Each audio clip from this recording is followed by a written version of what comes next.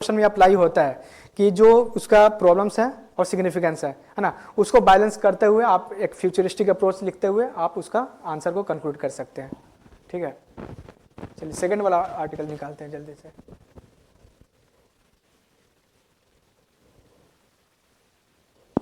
कहाँ पे था?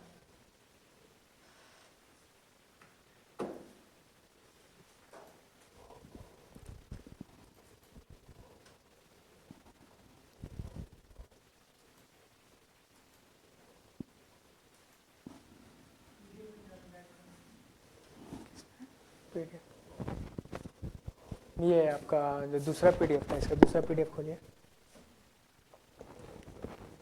शांति मिनोला,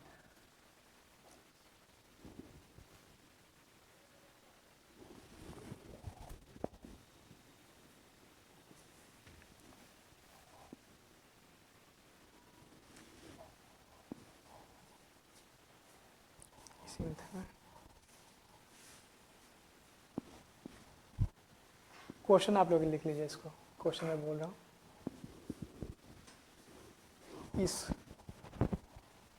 इसके जगह पे इसको लाए ना, और हिंदी वाला एज इट इज रखिए उसको वहाँ पे, हिंदी वाला एज इट इज रखिए, और ये इसको इधर मिला दीजिए इसको। हिंदी वाला जैसे एज इट इज रखिए और ये वाला इसको रिमूव करके यहाँ पे ला दीजिए। क्वेश्चन आप लोग लिखिए इसका।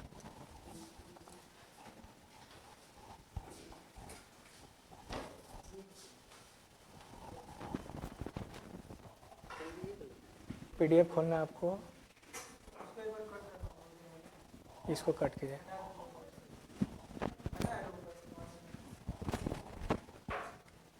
ठीक है, अब ये इंग्लिश वाला इधर खोलिए, हिंदी वाला जो था वही सेम स्प्लिट कीजिए।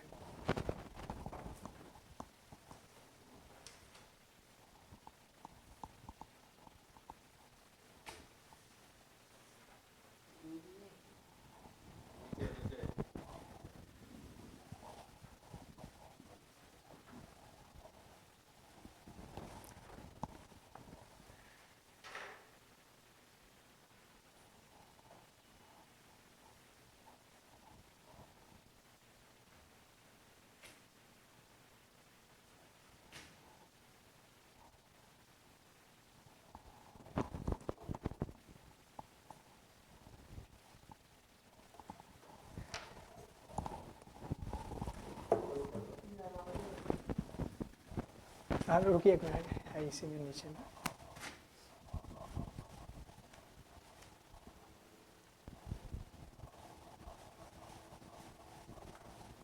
इसी में, ठीक है, ओके। क्वेश्चन लिखिए आप लोग।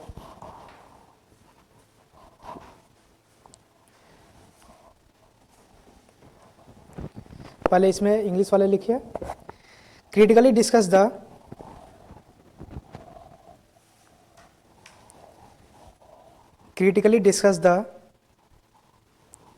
implication of Supreme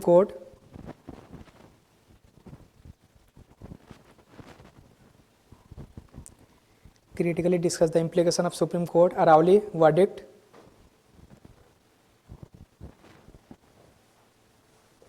on sustainable development goals in India.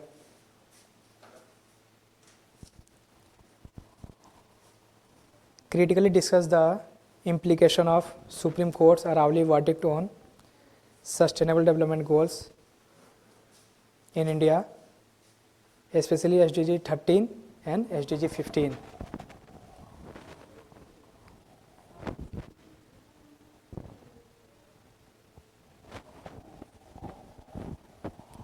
लिख लिया आपने? Critically discuss the implication of Supreme Court's Aravali verdict on sustainable development goals SDG in India, especially SDG 13 and SDG 15. Hindi में लिखे आप लोग। भारत में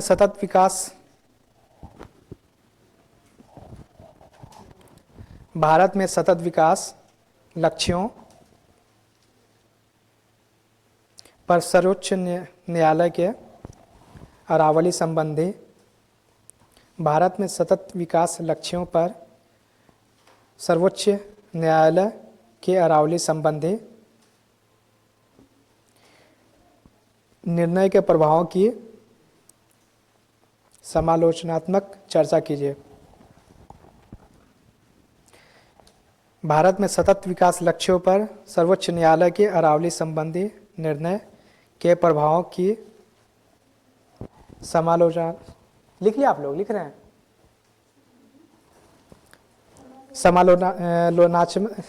समालोचनात्मक चर्चा कीजिए, विशेष रूप से SDG 13 और SDG 15। मैं फिर से रिपीट कर रहा हूँ। भारत में सतत विकास लक्ष्यों पर सर्वोच्च न्यायालय के अरावली संबंधी निर्णय के प्रभावों की समालोचनात्मक चर्चा कीजिए। इसको बोलते हैं क्रिटिकली डिस्कस, क्रिटिकली एग्जामिन। विशेष रूप से SDG 13 और SDG 15। पता है ना आप लोग SDG 13 क्या है, SDG 15 क्या है? 17 याद है आपको? याद करना पड़ेगा, मेंस में आपको कंक्लूजन में बहुत यूज पड़ता है। SDG 13 15 नहीं लिखा आपने? भारत में सतत विकास लक्ष्यों पर सर्वोच्च न्यायालय के अरावली संबंधी निर्णय के प्रभावों की समालोचनात्मक चर्चा कीजिए। विशेष रूप से 13, SDG 13 और SDG 15। आपको टोटल 17 याद करना होगा क्योंकि वो आंसर में आप यूज करोगे, है ना? कंक्लूजन, हाँ ट्रिक थोड़ा सा यूज कर सकते हो इसमें, तो कंक्लूजन में यूज होता है। और क्वेश्चन भी आया हुआ है। क्वेश्चन आपका 68 मेंस में आया था क्वेश्चन सीधे आपका SDG 16 से, है ना? और SDG 16 आपको पता होगा तभी लिख पाओगे, अदरवाइज फिर कुछ नहीं लिख पाओगे उसमें, है ना? तो क्वेश्चन भी सीधे आता है। UN का हमेशा से इंपॉर्टेंट रहा है एग्जाम में। UN का जैसे आपका SDG मेनली UN का ही है ना? या फिर बाकी और भी जो इंडिसेस है, UN का बॉडी, UN बॉडी से क्वेश्चन आता है हर बारी, तो आपको वो देखना होगा। जैसे इंडिया में नीति आयोग का, नीति आयोग भी काफ़ी इंपॉर्टेंट है, उसी तरीके से। चलिए नेक्स्ट जल्दी से स्टार्ट करते हैं, शांति वाला। आप लोग जानते हैं इसके बारे में, शांति बिल क्या है? अब तो एक्ट बन चुका है। क्या था ये, क्या है? फुल फॉर्म बताइए सबसे पहले इसका, देख कर नहीं। अच्छा हाँ ठीक है, बताइए। याद तो रखना पड़ेगा। अगर सपोज क्वेश्चन प्रीलिम्स में आ जाए सीधे फुल फॉर्म पे ही आ जाए, शांति, हाँ याद तो करना होगा फिर भी।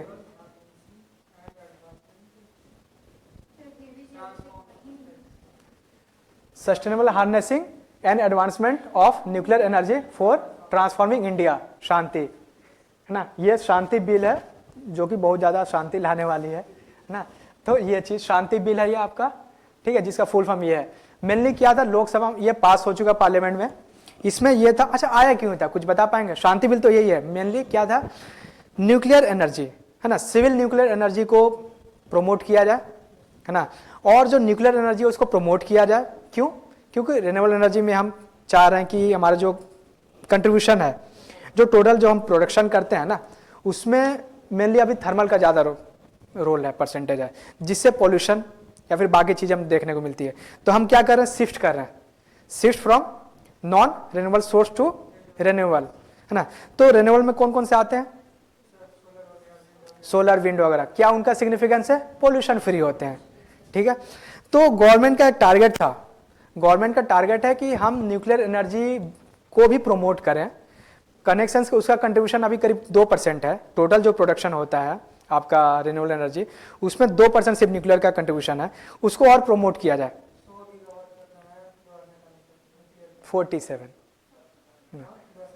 हाँ 47, तो वो अभी हम बात करेंगे, है ना? तो गवर्नमेंट का ये ऑब्जेक्टिव है कि इसको प्रमोट किया जाए, रिन्यूएबल सोर्स को प्रमोट किया जाए, जिसमें हम सोलर पे भी काम कर रहे हैं, विंड पे भी काम कर रहे हैं, तो न्यूक्लियर एनर्जी भी उसको प्रोड्यूस किया जाए, प्रमोट किया जाए, है ना? तो बिल ये आया क्यों था? बिल इस वजह से आया था क्योंकि गवर्नमेंट का टारगेट है कि 2047 तक 100 गीगावाट न्यूक्लियर एनर्जी का प्रोडक्शन होना चाहिए 2047 तक। अब ये गवर्नमेंट का टारगेट है, गवर्नमेंट का टारगेट है, कई सारे प्रॉब्लम्स आएंगे इसमें मनी के लेवल पे या फिर बाकी, तो कैसे ये फुलफिल होगा, कैसे होगा? गवर्नमेंट अकेले कर लेगी ये चीज़ें? जब तक कि प्राइवेट पार्टी का पार्टिसिपेशन नहीं इंश्योर होगा, है ना, जो कि डेटा पे हम आगे देखेंगे कि क्या क्या, अगर वो मैं टारगेट अचीव कर पा रहा हूँ, कर पाऊंगा 2047 तक, उसके लिए क्या क्या चैलेंज आएंगे, गवर्नमेंट क्या इसके लिए तैयार है, अगर नहीं तो फिर क्या क्या और इसमें रिफॉर्म लाना होगा। वही इसी वजह से शांति बिल आया था। ठीक है, तो अभी इसके पहले कौन रेगुलेट करते हैं? जैसे शांति बिल आएगा तो शांति बिल जो एक्ट बन चुका है, तो एक्ट के अंदर जो भी प्रोविजन हम लोग डिस्कशन करेंगे, डिटेल में देखेंगे। लेकिन इसके पहले क्या प्रोविजन है इसके रिगार्डिंग? कुछ एक्ट आप लोगों को पता है या फिर कोई बॉडी पता है जो इसको रेगुलेट करती है?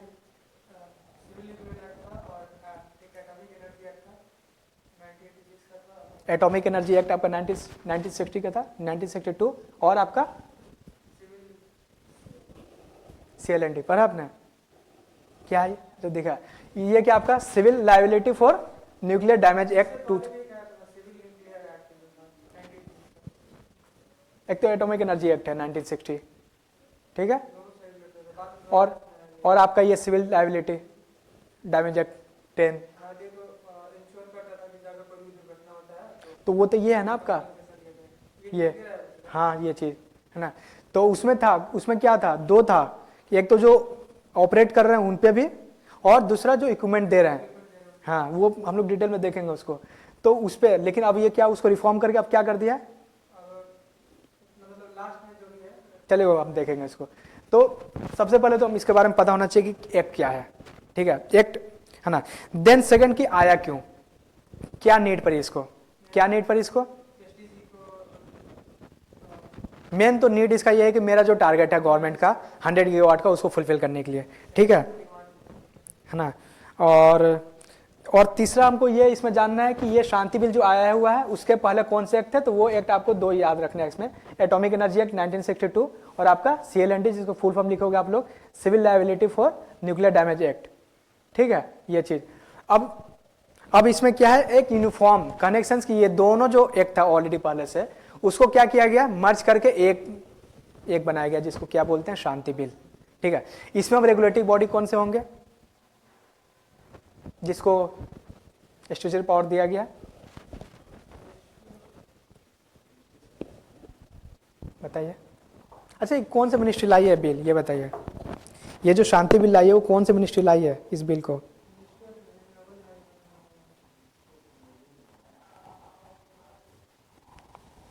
कुछ नहीं आइडिया आप लोगों को, ये कौन सी, ये कौन बिल आया है ये?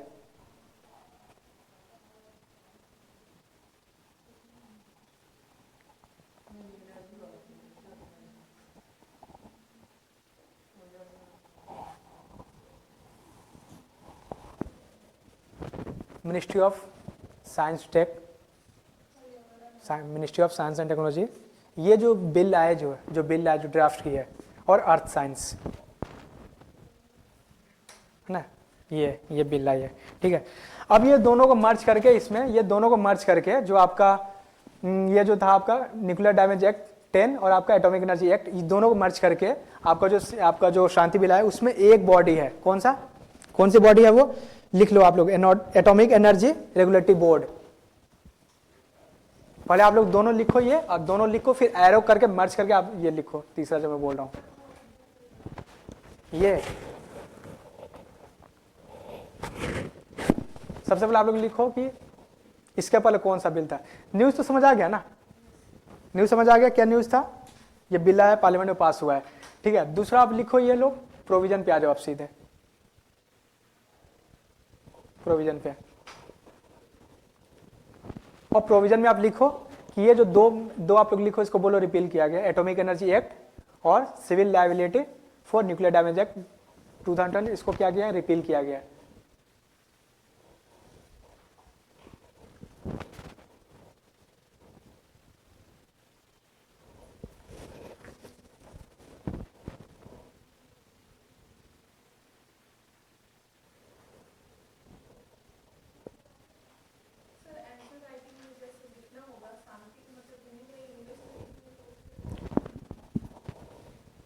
इंग्लिश में मतलब ये आप नहीं लिख पाओगे,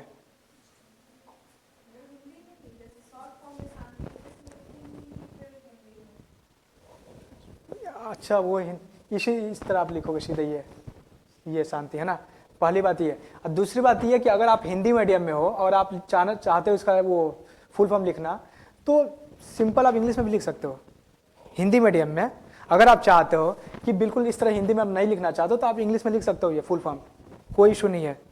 इस समय बच्चे करते हैं ऐसा, अगर कुछ वैसा कोटेशन वगैरह है वो हिंदी में है तो आप यूज कर सकते हो उसमें, और जीएस में भी, लेकिन बहुत ज़्यादा नहीं करना। इस तरह की चीज़ों के लिए यूज कर सकते हो ना। कुछ फुल फॉर्म है, आपको हिंदी में नहीं आ रहा तो उस इंग्लिश में यूज कर सकते हो। ये नहीं कि नहीं आ रहा तो आप छोड़ दोगे उसको, नहीं, आप इंग्लिश में यूज कर सकते हो ये चीज़, ठीक है। और शांति हिंदी इंग्लिश में ही लिखोगे आप ऐसे इसको।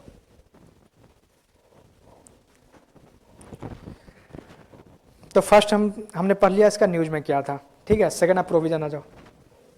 चलिए ये तो पता चल गया कि क्या टारगेट हम लोग का 100 गीगावाट टारगेट है 2047 तक, है ना। 2030 तक कितना है?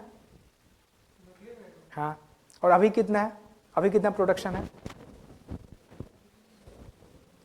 कम कितना है? अभी कितना प्रोडक्शन है? मैंने 2% तो बोला। वैल्यू बताइए, वैल्यू में कितना है? मैंने जो बताया वो आपको परसेंटेज बताया था। आपको ये पता है 2047 तक 100 गीगावाट करना। अभी कितना है ये नहीं पता आपको? कितना है करीब बताइए आप लोग? 8 अप्रॉक्स, है ना, अप्रॉक्स 8 गीगावाट, कुछ नहीं तो अप्रॉक्स 8 गीगावाट आप लोग लिख सकते हो ये चीज़।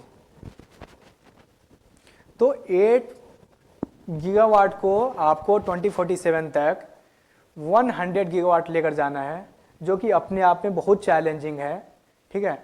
और जिसके वजह से ये बिल लाया गया था, जिसमें ये इंश्योर किया गया है कि यहाँ पे प्राइवेट पार्टिसिपेशन इंश्योर हो पाए, फॉरेन एंटिटी, है ना, प्राइवेट है ना, और फॉरेन एंटिटी भी इसमें इन्वॉल्व हो पाए, जिसके वजह से मेरा जो टारगेट है, मेरा जो गोल है वो फुलफिल हो पाए इजीली हर लेवल पे। अब वो प्रोविजन में देखेंगे क्या क्या है जो कि इंश्योर करेगा ये बिल। पहला क्या इंश्योर किया ये प्रोविजन में? पहला क्या इंश्योर किया कि पहले के जो मेरे दो ऑलरेडी जो लॉ थे ना, कौन कौन से लॉ थे? एक्ट 1962। सेकंड क्या था?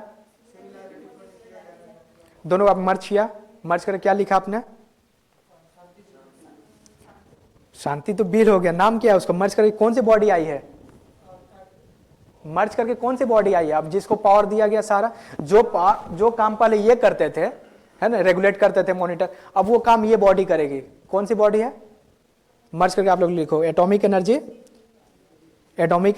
Regulatory board, atomic energy regulatory board, ये आप लोग लिखो। अब ये काम करेगी।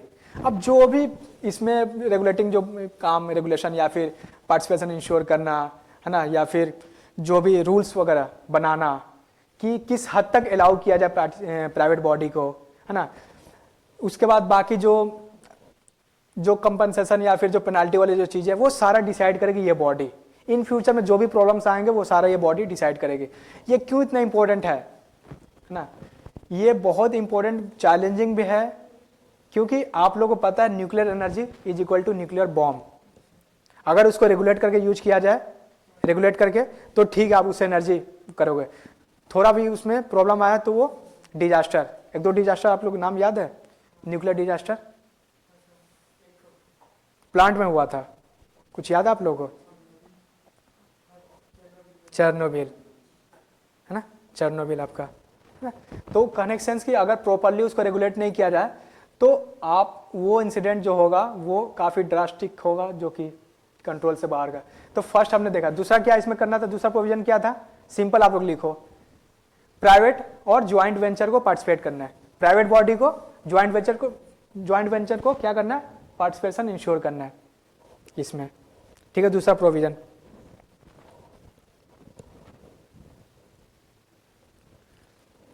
प्राइवेट बॉडी और ज्वाइंट वेंचर का पार्टिसिपेशन इंश्योर करना है।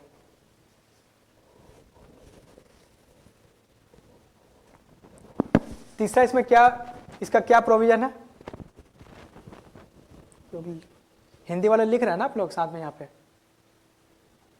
फर्स्ट हमने क्या किया, जो दो ऑलरेडी लॉ थे उसको मर्ज कर दिया। दूसरा हमने क्या किया, इसमें प्राइवेट बॉडी को और ज्वाइंट वेंचर को पार्टिसिपेट करने के लिए मैं इंश्योर कर रहा हूँ कि वो प्राइवेट बॉडी ज़्यादा से ज़्यादा इंश्योर कर पाए, क्योंकि आगे हम देखेंगे क्यों प्राइवेट बॉडी का नीड क्यों है इसमें पार्टिसिपेशन इंश्योर करना, वो आगे हम देखेंगे। ठीक है, तो दूसरा ये हो गया। तीसरा क्या हो गया आपका? तीसरा प्रोविजन ये है कि जैसे कि आपका जो ये सेक्टर है, न्यूक्लियर जो एनर्जी सेक्टर जो है वो सेंसिटिव है ना, और कनेक्शन की थोड़ा भी प्रॉब्लम आए तो बहुत बड़े लेवल पे डिजास्टर ये क्रिएट कर सकता है। तो इसीलिए कंप्लीट गवर्नमेंट प्राइवेट बॉडी को अथॉरिटी नहीं दे सकती है, हर एरिया में ये कंप्लीट पावर नहीं दे सकती है, तो काफी हद तक कंट्रोल करेगी सेंट्रल गवर्नमेंट। तो तीसरा में ये प्रोविजन है कि गवर्नमेंट का कंट्रोल अभी भी रिटेन रहेगा। इस वाले प्रोविजन में यह दिया गया है कि गवर्नमेंट का जो कंट्रोल है अभी भी इसमें रहेगा, लेकिन काफी हद तक इसको डाइल्यूट किया गया है। डाइल्यूट करने के सेंस की पहले जैसे नहीं, प्राइवेट बॉडी को नहीं वो था, अलाउ नहीं था कि वो न्यूक्लियर एनर्जी को प्रोड्यूस कर पाए। ठीक है, अभी भी जहां भी आप लोग पढ़े होंगे जो प्लांट्स है, कितने प्लांट्स है टोटल न्यूक्लियर प्लांट इंडिया में? 7 है, पढ़े आप लोग? टोटल 7 है। उसमें कितना न्यूक्लियर रिएक्टर है टोटल? 7 तो प्लांट है, उसके अंदर भी जैसे एक प्लांट के अंदर कई सारे न्यूक्लियर रिएक्टर होते हैं ना, टोटल कितना है? मोर देन 22 वो चीज। तो कहने का मतलब ये कि अब अभी इसके पहले कौन कंट्रोल कर रहा है? हर जगह, हर जो भी प्लांट है कौन कंट्रोल कर रहा है? Government of India. Private body है कोई पार्टिसिपेट कर रही है इसमें? बोलिए आप लोग। फुली गवर्नमेंट ओन्ड है अभी जो भी न्यूक्लियर प्लांट है वो कंप्लीटली फुली गवर्नमेंट ओन्ड है ना। लेकिन अब क्या करेगी गवर्नमेंट का कंट्रोल, डायल्यूट कनेक्शंस पार्ट जो प्राइवेट बॉडी है उनको भी अब ऑथराइज किया जा रहा है कि आप भी न्यूक्लियर प्लांट सेटअप कर सकते हो, ओन कर सकते हो, रन कर सकते हो, ये दी जा रही है ना। लेकिन फिर भी काफी हद तक कुछ एरिया में आपका कंट्रोल रहेगा। किसका? गवर्नमेंट का। कहां कहां पे रहेगा? अगर गवर्नमेंट बोल रही है कि कुछ एरिया में कंट्रोल अभी रहेगा गवर्नमेंट का, कहां कहां पे रहेगा? देखिए यहां पे न्यूक्लियर फ्यूल प्रोडक्शन ना। फ्यूल प्रोडक्शन मतलब कौन कौन सा फ्यूल होता है जो न्यूक्लियर एनर्जी में यूज करते हैं? अच्छा आप लोग ये बताओ कि कैसे वर्क करता है ये न्यूक्लियर एनर्जी, कैसे प्रोड्यूस होता है? न्यूक्लियर पावर प्लांट में न्यूक्लियर एनर्जी कैसे प्रोड्यूस होता है? आप रुक जाइए, आप लोग बताइए कैसे प्रोड्यूस होता है? थर्मल पावर प्लांट आप लोग जानते होंगे, सुने होंगे, वहां पे कैसे एनर्जी प्रोड्यूस होती है?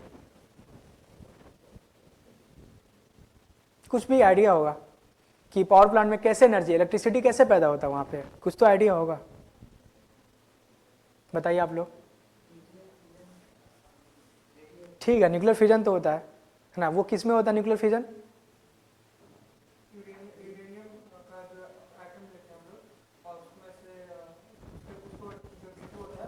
हाँ वो तो ठीक है ना।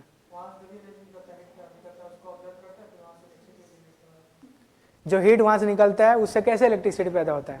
बेसिक क्वेश्चन है ये। आप लोग, मुझे लग रहा है कि अंडर 10th क्लास में आप लोग पढ़े होंगे कहीं ना कहीं कि इलेक्ट्रिसिटी कैसे प्रोड्यूस करते हैं, कोई भी प्लांट में कैसे प्रोड्यूस करते हैं। थोड़ा भी कुछ भी। हाँ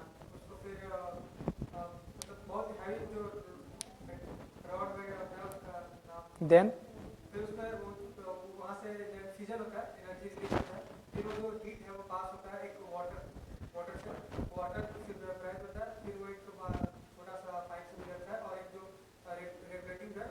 टरबाइन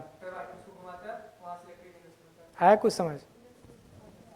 तो वही तो मैं बोल रहा हूँ, पढ़े होगे और अभी नहीं पढ़े होगे। ये अंडर 10 में आप लोग पढ़े होगे, अंडर 10th क्लास में आप लोग पढ़े होगे। सिंपल ये प्रोसेस होता है। जो थर्मल पावर प्लांट है या फिर आपका न्यूक्लियर पावर प्लांट है, मेन क्या काम होता है उसमें? एक हीट, एक एनर्जी, हीट एनर्जी बस हमको पाना है ना। थर्मल पावर प्लांट में हम क्या करते हैं, कोल बन करके क्या करते हैं, वो ये आपका जो हीट एनर्जी वो प्रोड्यूस करते हैं, है ना। न्यूक्लियर में क्या होता है, फ्यूजन प्रोसेस होता है, वहां से अल्टीमेटली मिलता है क्या मेरे को, हीट एनर्जी। हीट एनर्जी का क्या यूज करते हैं, वाटर को आपको स्टीम में कन्वर्ट करते हैं, ठीक है। उस स्टीम को जो कि हाई प्रेशर स्टीम होता है उसको कहां से पास करते हैं, टरबाइन से। टरबाइन रोटेट होती है, वहां से इलेक्ट्रिसिटी पैदा होता है, सिंपल। सेम उसमें थर्मल वाले में कोल बंद करते हो, वहां से क्या मिलता है, हीट एनर्जी।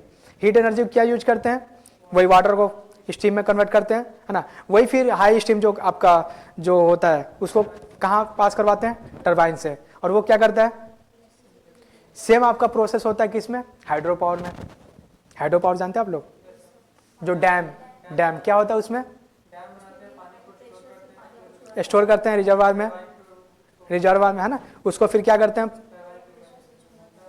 हाँ, आता है वो नीचे और वो टरबाइन को रोटेट करता है और वहाँ से इलेक्ट्रिक, सब में यही प्रोसेस है ना, ये सिंपल।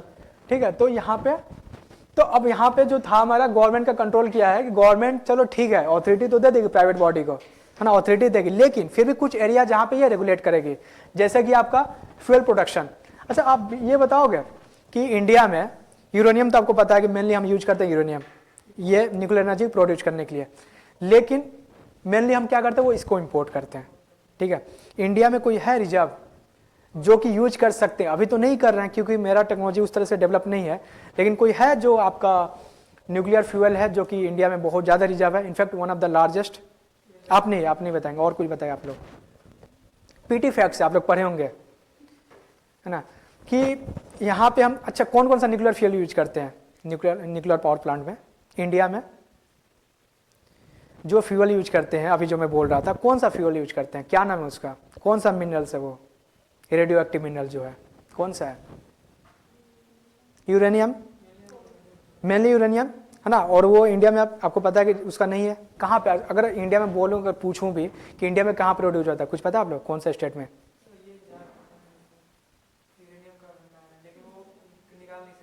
एक्सट्रैक्ट नहीं करते हैं। उसके अलावा कौन सा और फ्यूल है जो कि काफ़ी लार्ज उसका रिजर्व है इंडिया में? थोरियम, कहाँ पे? कौन सा सैंड बोलते हैं उसको जहाँ पे ये मिलता है? Monazite sand. पढ़े होंगे कहीं ना कहीं सुने होंगे, लेकिन वही चीज़ें हैं कि आप लोग को चीज़ें ध्यान नहीं है, मतलब लेक ऑफ रिविजन। तो इंडिया अब क्यों नहीं यूज करते हैं? जैसे क्वेश्चन हो सकता है कि ऑलरेडी इतना रिजर्व है मेरे पास, फिर भी क्यों नहीं यूज कर रहे हैं? हाँ, आप लोग जब और अंदर पढ़ोगे ना, मैं भी साइंस टेक वाले सर पढ़ाएंगे इसका, तो पूरा प्रोसेस बताएंगे, है ना, वो स्टेजेस जो होते हैं, डिफरेंट स्टेजेस, है ना। तो मेरा जो, मैं किस स्टेज में हूँ, इंडिया किस स्टेज में है, ठीक है, और आपका थोरियम का यूज करने के लिए कौन सा स्टेज आपका डेवलपमेंट करना पड़ेगा? 3rd स्टेज, है ना, एग्जैक्टली। तो वो चीज़ भी सर बताएंगे वो, है ना। तो यहाँ पे हाँ, तो क्या क्या था आपका न्यूक्लियर फ्यूल, यहाँ पे गवर्नमेंट का कंट्रोल रहेगा प्रोडक्शन में। देन आपका हैवी वाटर मैन्युफैक्चरिंग, आपको पता है हैवी वाटर यूज होता है इसमें, न्यूक्लियर पावर क्या यूज होता है उसका, न्यूक्लियर पावर प्लांट में हैवी वाटर का क्या यूज होता है? या फिर जो मॉडरेटर यूज करते हैं, क्या पर्पज होता है उसका?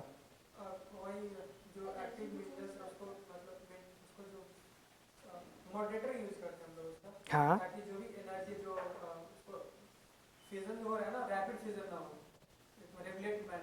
रेगुलेट मतलब कंट्रोल, जैसे चेन बनता है ना, डिवीजन 1 3 फिर 3 से, है ना, तो उसको कंट्रोल करने के लिए ऑब्जर्व कर लेता है वो, है ना, मॉडरेटर। तो आपका जो हैवी वाटर है उसको मैन्युफैक्चरिंग के लिए यहाँ भी गवर्नमेंट का कंट्रोल रहेगा। देन तीसरा आपका रेडियो एक्टिव वेस्ट मैनेजमेंट, ये सबसे बड़ा चैलेंजेज है ना, कि आप जो रेडियो एक्टिव जो वेस्ट निकल रहा है वहाँ से, उसको कैसे मैनेज करोगे, है ना, कैसे उसको आप कनेक्शन से उसका फैलने से कैसे रोकोगे, ये चीज़ हो गई। देन सेफगार्ड नेशनल सिक्योरिटी और नॉन आपका कमिटमेंट, ये हो गया आपका तीसरा। देन प्रोविजन और क्या था आपका, ये जो मैं बोला था AERB, पहले 2 बॉडी थी जिसको ये पावर था क्या, रेगुलेट करने का, जो भी न्यूक्लियर पावर प्लांट से रिगार्डिंग, या फिर कौन सेटअप कर सकता है ना, और कहाँ पे सेटअप कर सकता है, क्या क्या उसमें जो अथॉरिटी होती है, वो सारा गवर्नमेंट का कंट्रोल था, जो कि 2 बॉडी करती थी आपका, है ना, कौन कौन सा, एटॉमिक एनर्जी और आपका CL&D।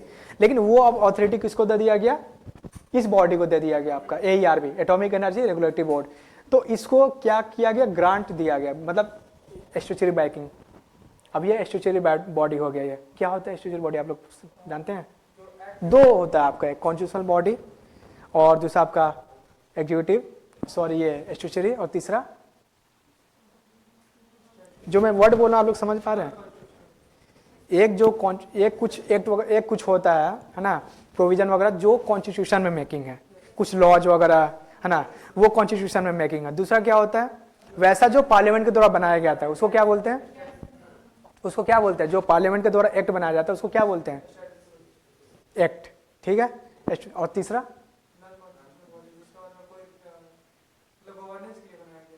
तो वो कहाँ, वो उसको क्या बोलते हैं, एक्स्ट्रा कॉन्स्टिट्यूशन, लाइक आपका एग्जीक्यूटिव ऑर्डर, है ना, नीति आयोग का हो गया, या फिर प्रेसिडेंट का कुछ ऑर्डर आता है एग्जीक्यूटिव ऑर्डर, उस तरीके से वो, है ना।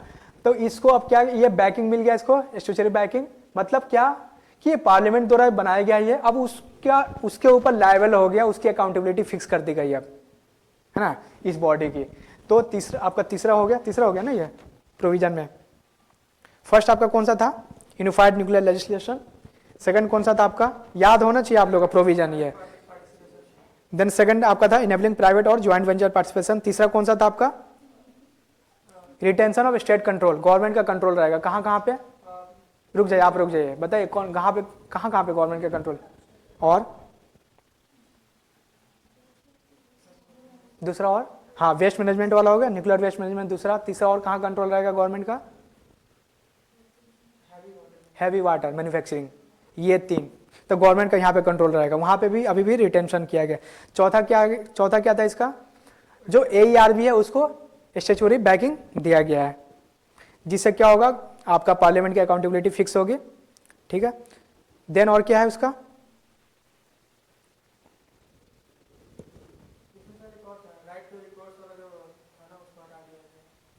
देन चौथा आपका है ये रिवाइज न्यूक्लियर लायबिलिटी फ्रेमवर्क, है ना, चौथा आपका। इसमें क्या था, revise nuclear liability framework. Liability क्या होता है,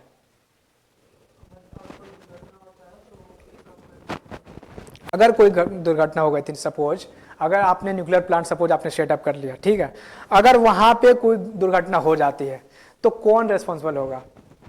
पहले क्या था, अब इस प्रोविजन में क्या चेंज किया गया, पहले क्या था कि कौन रेस्पॉन्सिबल होगा, मैन्युफैक्चरर और सप्लायर। क्या होते हैं ये मैन्युफैक्चरर और सप्लायर। मैन्युफैक्चरर एक तो मतलब जो ओन कर रहा है, जो प्लांट को जो ओन कर रहा है, ठीक है, जो प्लांट को ओन कर रहा है, जैसे nuclear power plant mainly government करती है ना, तो वो जो ओन कर रहा है उसके ऊपर लायबिलिटी फिक्स होती थी कि अगर कुछ डिजास्टर हो रहा है तो कंपनसेशन, है ना, या फिर जो भी कार्रवाई होगी उसके खिलाफ होगी कार्रवाई, ठीक है। और दूसरा क्या होता था कि जो सप्लायर होता, सप्लायर मतलब जो इक्विपमेंट सप्लाई कर रहा है ना। सपोज आप सप्लायर हो, आप मैन्युफैक्चरिंग करो और आपने सप्लाई किया किसी पावर प्लांट जो कि ओन कर रहा था, जो आपका न्यूक्लियर एनर्जी प्रोड्यूस कर रहा था, तो आपने सप्लाई किया। अब कुछ डिजास्टर होता है ना, तो उसमें ये होता है कि उसने जो सप्लाई किया था ना उसी में फॉल्ट था, इस वजह से ये डिजास्टर हुआ है, ठीक है। या फिर दूसरा ये हो सकता है, या तो जो इक्विपमेंट आया था उसमें फॉल्ट था, या फिर दूसरा ये हो सकता है कि आप सही से जो प्लांट है वो रन नहीं कर रहे थे, मे बी आपके तरफ से कुछ, आपके एंड से कुछ प्रॉब्लम हुआ होगा। जैसे एग्जांपल आपका कौन सा, भोपाल गैस ट्रेजेडी, क्या हुआ था उसमें, कार्बाइड प्लांट था वो, है ना, तो मिसमैनेजमेंट की वजह से हुआ था इंसिडेंट वो, है ना। तो दो कारण हो सकते हैं, अगर कुछ डिजास्टर होता है तो 2 कारण हो सकते हैं। एक तो ये कारण हो सकता है कि वहां पे मिसमैनेजमेंट हुआ होगा, है ना, वहां पे जो ऑफिशियल्स हैं उनके कंट्रोल उसके एंड से हुआ होगा, या फिर दूसरा कि आप जो इक्विपमेंट यूज करो उसमें कुछ फॉल्ट होगा। तो पहला जो प्रोविजन था मेरा, उस प्रोविजन में जैसे कि कौन सा प्रोविजन था, एटॉमिक एनर्जी,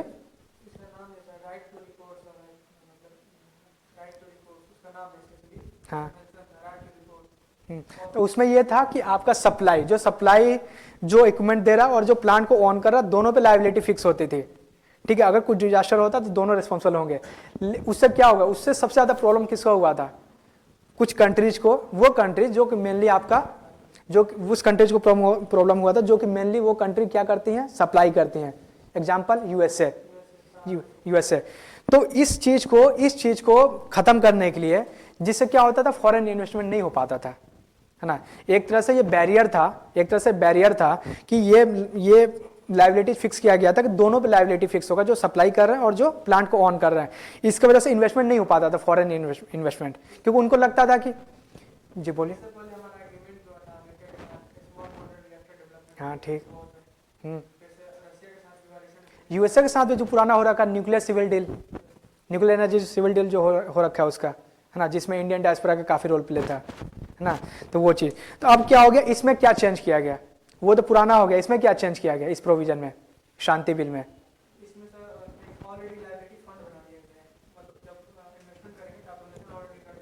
ठीक है, वो तो है, जिसको इंश्योरेंस बोलते हैं। इंश्योरेंस के फॉर्म में ऑलरेडी एक फंड रहेगा, जिसमें आपको शुरू से ही उसमें फंड में पैसे आपको रखने होंगे कि इन फ्यूचर अगर कुछ डिजास्टर होता तो वहां से फंड का यूज किया जाए कंपनसेशन के तौर पे। उसके अलावा और क्या चेंज किया गया इस प्रोविजन में, दूसरा ये चेंज किया गया है कि यहाँ पे अब जो सप्लायर वाला था उसके ऊपर लायबिलिटीज नहीं होगी, अब कंप्लीट लायबिलिटी होगी किस पे, जो कि प्लांट को ओन कर रहे हैं ना। समझ आ रहा है आप लोगों को? तो बोरिंग हो जा रहा है क्या ये टॉपिक ना? प्लांट्स इसमें प्रोविजन में ये चेंज किया गया कि पहले जो लायबिलिटी होती थी दोनों पे लायबिलिटी फिक्स होती थी, लेकिन अब ये लायबिलिटी किस पे फिक्स कर दिया गया, मेनली जो प्लांट ओन करते हैं। इससे क्या होगा, क्या क्या फायदा होगा इससे? एफडीआई बढ़ेगा, मेन तो यही फायदा होगा कि फॉरेन इन्वेस्टमेंट बढ़ेगा, इससे एफडीआई बढ़ेगा, है ना। क्यों? क्योंकि अब सप्लायर जो हैं वो ज़्यादा ज़्यादा पार्टिसिपेट कर पाएंगे, है ना। क्योंकि अगर कुछ डिजास्टर होता तो उन पे लायबिलिटी नहीं फिक्स होगी। कई बार ऐसा होता था कि कुछ सामान उस वहाँ से सप्लाई किए और डिजास्टर होगा तो मे भी कंपनसेशन इतना ज़्यादा लगा दिया जाए कि उनका जो एक्सपोर्ट करने से जो बेनिफिट नहीं, वो प्रॉफिट नहीं हो, वो पूरा पैसा इसमें चला जाए। तो क्यों ही एक्सपोर्ट करेंगे, वो इन्वेस्टमेंट नहीं होगा फिर। तो इस चीज़ को ख़त्म करने के लिए कि फॉरेन पार्टिसिपेशन भी ज़्यादा हो पाए, ये प्रोविज़न में डाला गया है कि अब जो मेरा जो प्रोविज़न जो मेरा होगा लायबिलिटी वो सिर्फ सप्लायर पे होगा। लेकिन इसके अंदर एक और प्रॉब्लम है जो कि आगे हम देखेंगे। इसके अंदर एक और प्रॉब्लम है, ठीक है, जो कि लायबिलिटी कैप जो किया गया है ना, जो ऑपरेटर लायबिलिटी है उसको कैप कर दिया गया। कैप मतलब फिक्स कर दिया गया कि आपको इतना ही कंपनसेशन देना है ना। वो डिपेंड करेगा आपका प्लांट की कैपेसिटी कितनी है, इस पे डिजास्टर कितना होता है उस पर मैटर नहीं करेगा। ये आगे हम देखेंगे कंसर्न में, ठीक है। एक और प्रोविजन क्या है इसमें, एक और प्रोविजन है क्रिएशन ऑफ डेडिकेटेड एटॉमिक आपका डिस्प्यूट। डिस्प्यूट मतलब एक ट्रिब्यूनल बनाया गया है ना। ट्रिब्यूनल क्या होता है? ट्रिब्यूनल क्या होता है आप लोग जानते हैं कुछ?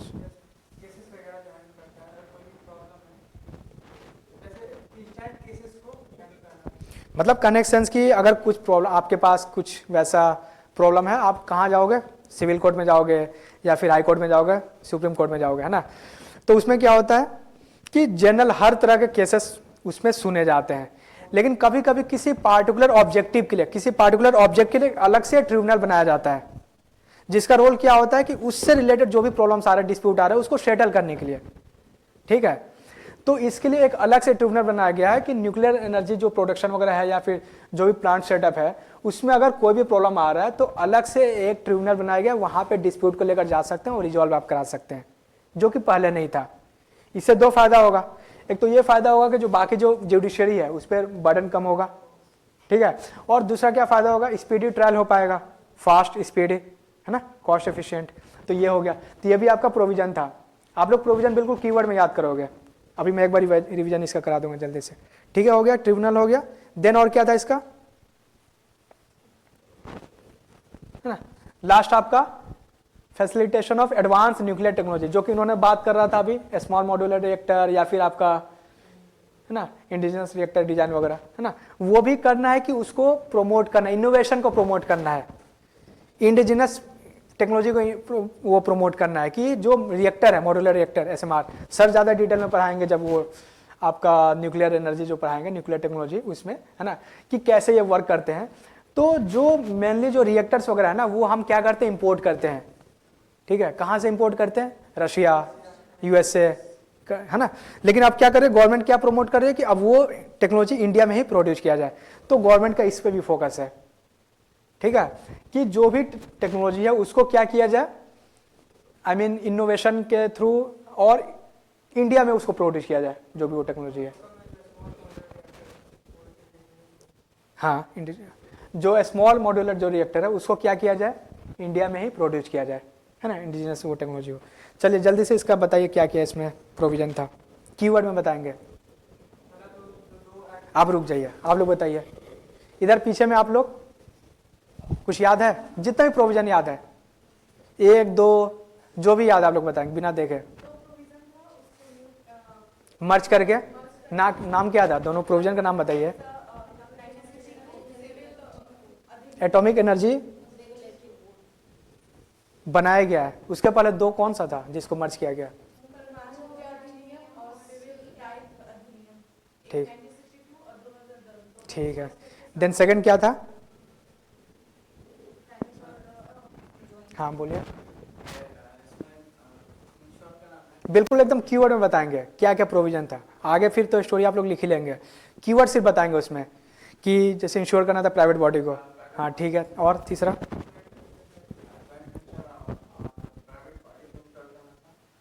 कि वो पार्टिसिपेट करे, है ना, किसमें? न्यूक्लियर एनर्जी प्रोडक्शन में। वो प्लांट को क्या कर सकते हैं? ओन भी कर सकते हैं, रन भी कर सकते हैं, जो कि पहले उनको अलाउ नहीं किया जाता था। मेनली गवर्नमेंट बॉडी ही इसको रन करती थी। एक मेजर चेंज हो गया। और प्रोविजन, ठीक है, गवर्नमेंट का कंट्रोल होगा 3 चीज पे।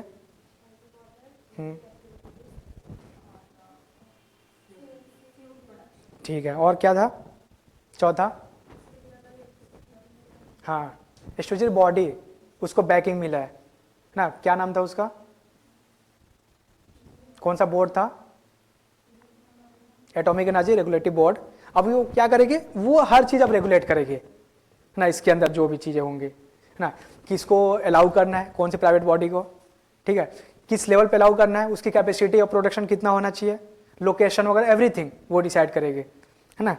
देन उसके बाद ये बॉडी अब रोल प्ले करेगी। उसके बाद क्या था आपका नेक्स्ट प्रोविजन? हाँ, ठीक है, कि अगर कुछ डिजास्टर होता तो वहां से उस फंड को यूज किया जाए एज ए कंपनसेशन। उसी में और क्या था? सप्लायर को अब लाइबिलिटीज नहीं रहेगी, है ना। अब वो मेनली जो ओन कर रहे हैं, जो प्लांट को ओन कर रहे हैं, उनके ऊपर लाइबिलिटीज रहेगी। उसमें एक वो है, आप आगे देखेंगे उसको लिमिटेशन में। उसमें एक कंडीशन ये है ना कि पहले क्या होता था? पहले होता था कि फिक्स किया गया था, है ना, फिक्स किया गया था कि जो डिजास्टर होगा उसके या फिर उसका जो नेचर कितना है उसके अकॉर्डिंग उनको कंपनसेशन देना होता था। अभी क्या किया गया? अभी आपका कैपेसिटी कितना है प्रोडक्शन करने का, उसके हिसाब से वो फिक्स किया गया है। 300 कितना है? 300 टू अप्रॉक्स 300 टू अप्रॉक्स 2000 आपका करोड़ है, ये फिक्स किया गया है। लेकिन डिपेंड करता है कि आपका कैपेसिटी कितनी है प्रोडक्शन की, उसके हिसाब से डिसाइड किया जाएगा आपको कंपनसेशन कितना देना है ना, कंपनसेशन कितना देना अगर डिजास्टर होता तो। ये हो गया। और क्या प्रोविजन था?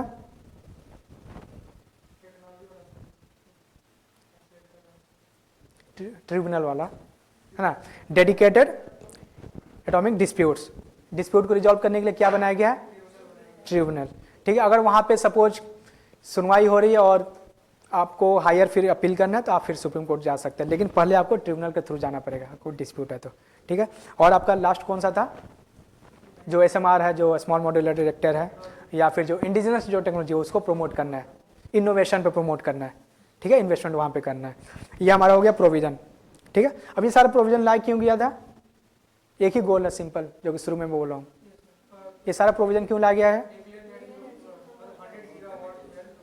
2047 तक, ठीक है। और हमारा जो पंच अमृत पढ़े होंगे आप लोग, 5 प्रोविजन इन्वायरमेंट में, क्या क्या है उसमें भी ये वो करेगा, आई मीन सपोर्ट करेगा। याद है किसी को? जानते भी आप लोग? पंचअमृत जो था गवर्नमेंट का, इसमें यह था नेट जीरो एमिशन 2070 तक करना है ना, 500 गीगावाट का प्रोडक्शन 2030 तक करना है, इमिशन इंटेंसिटी उसको कम करना है। मिशन लाइफ अलग है, पंचअमृत अलग था। पंचअमृत में 5 प्रण लिया गया है कि हम 500 गीगावाट एनर्जी जो रिन्यूएबल सोर्स होगा वो हम प्रोड्यूस करेंगे 2030 तक। मेरा जो नेट जीरो एमिशन है वो 2070 तक होना चाहिए, ठीक है। आपका 1 बिलियन अप्रॉक्स 1 बिलियन CO2 का सिक्वेस्ट्रेशन करना है, कब तक? 2030 तक, ये चीज है ना। 5 आप लोग लिखोगे, वो आंसर में यूज करोगे।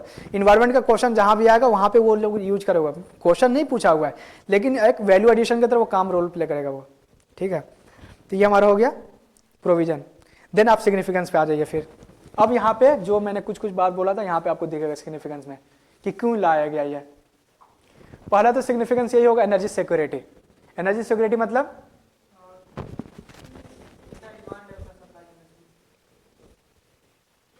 ये आप लोग देखिए, एनर्जी सिक्योरिटी मतलब ये कि गवर्नमेंट क्या प्रमोट कर रही है कि अब नॉन रिन्यूएबल सोर्स को कम किया जाए, है ना, वैसा सोर्स जो कि पॉल्यूशन में रोल प्ले करता है उसको कम किया जाए, और हम शिफ्ट हो रहे हैं किधर? रिन्यूएबल की तरफ, है ना। तो एनर्जी सिक्योरिटी मतलब कनेक्शंस की जो डिमांड हमारा वो फुलफिल हो पाए, ठीक है। करने का मतलब ये कि अगर न्यूक्लियर एनर्जी को आप प्रमोट कर रहे हो, यहाँ पे इसकी कैपेसिटी अगर आप इन्हांस कर रहे हो तो कनेक्ट हमारे पास इलेक्ट्रिसिटी। अच्छा हाँ, एक और अभी रिसेंटली न्यूज में आया था, हाँ न्यूज में पता क्या आया था? अभी रिसेंटली सुप्रीम कोर्ट ने कुछ आर्टिकल को नहीं, कुछ प्रोविजन को राइट टू फ्रीडम इंक्लूड किया आर्टिकल 21 में। क्या क्या था, कुछ है याद? उससे इंपॉर्टेंस पता चलेगा आप लोग को, ये जो मैं बहुत बोल रहा हूँ ना एनर्जी सिक्योरिटी वाला, उससे इंपॉर्टेंस पता चलेगा। सुप्रीम कोर्ट ने अभी रिसेंटली उसको under 21 right to freedom include किया है। नहीं,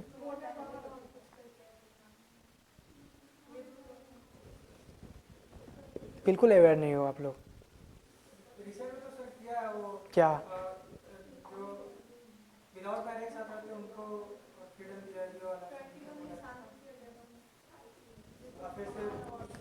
एक तो राइट टू डिजिटल एक्सेस, मैं फंडामेंटल राइट की बात कर रहा हूं कि फंडामेंटल राइट आपको पता है ना कितना इंपॉर्टेंट है उसका, कि अगर वो वायलेट हो रहा तो आप जुडिशरी भी जा सकते हो उसको, है ना, जस्टिसेबल नेचर है वो, आप उसको वायलेट हो रहा था आप जुडिशरी जा सकते हो उसको प्रोटेक्शन के लिए। उसके अंदर में ये इंक्लूड किया गया आपका राइट, है ना। और राइट जो आपका फंडामेंटल राइट है आपका 12 से 35, उसमें कौन सा आर्टिकल है जहां पे अभी एक्सपेंशन देखने को मिलता है? एक्सपेंशन मतलब 21 कौन करती है एक्सपेंशन, है ना, इंटरप्रेट करके सुप्रीम कोर्ट। तो रिसेंटली कौन सा था? Right to digital access, then second right to electricity. Right to electricity है, अब समझ लो आपके लाइफ स्टाइल में इलेक्ट्रिसिटी का कितना इंपॉर्टेंस है कि सुप्रीम कोर्ट ने उसको right to life and liberty के अंदर डाला, 21 के अंदर डाल दिया, और आपका वो फंडामेंटल राइट हो गया। कितना इंपॉर्टेंट है वो। अभी आप एज्यूम कर लो, इमेजिन कर लो, विदाउट इलेक्ट्रिसिटी आप लोग सारा काम ही रुक जाएगा वो, जिसकी वजह से तो एनर्जी सिक्योरिटी बहुत इंपॉर्टेंट है, एनर्जी सुरक्षा।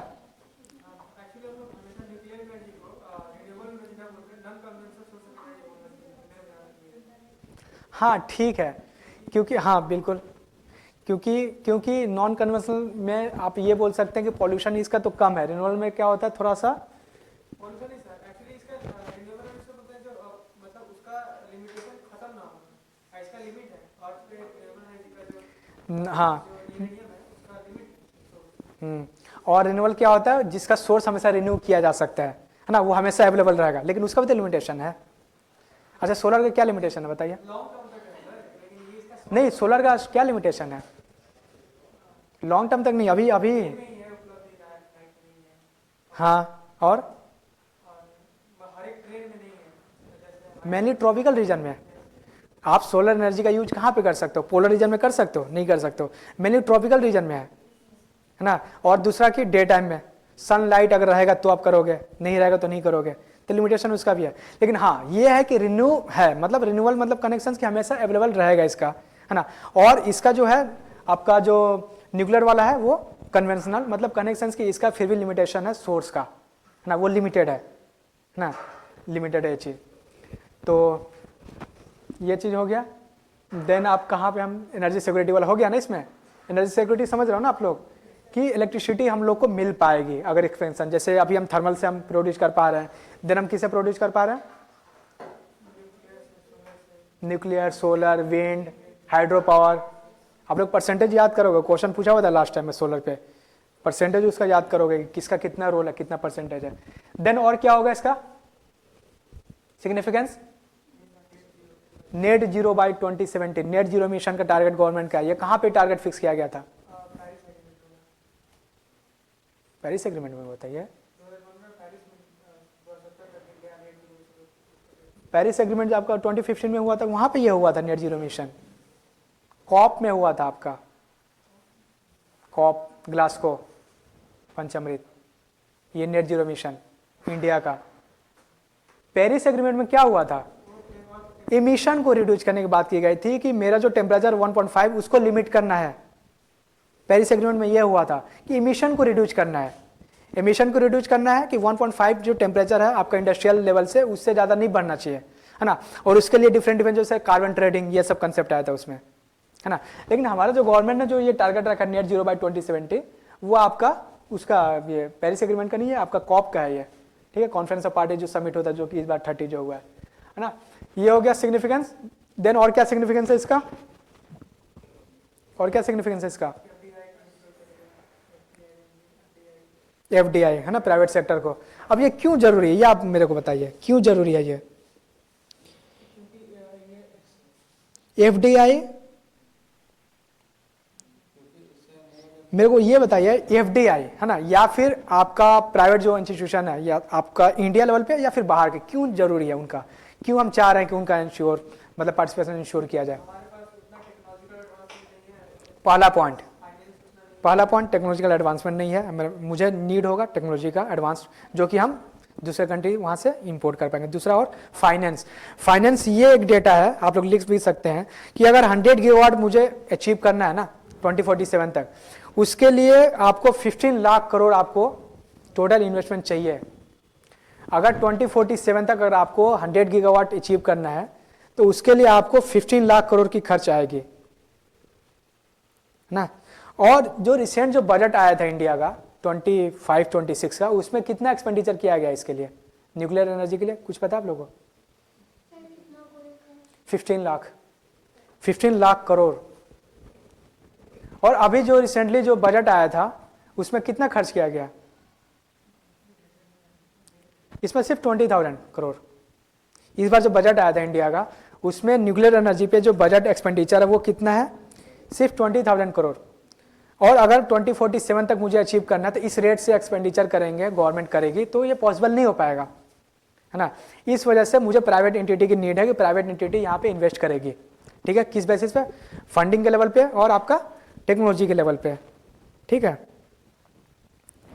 सिग्निफिकेंस ये हो गया कि मेरे को क्या करना है, एंट्री ऑफ प्राइवेट सेक्टर। उसके लिए क्या क्या होगा? आपका जो कैपिटल है वो मोबिलाइज होगा, दिख रहा है ना यहाँ पे आप लोग का।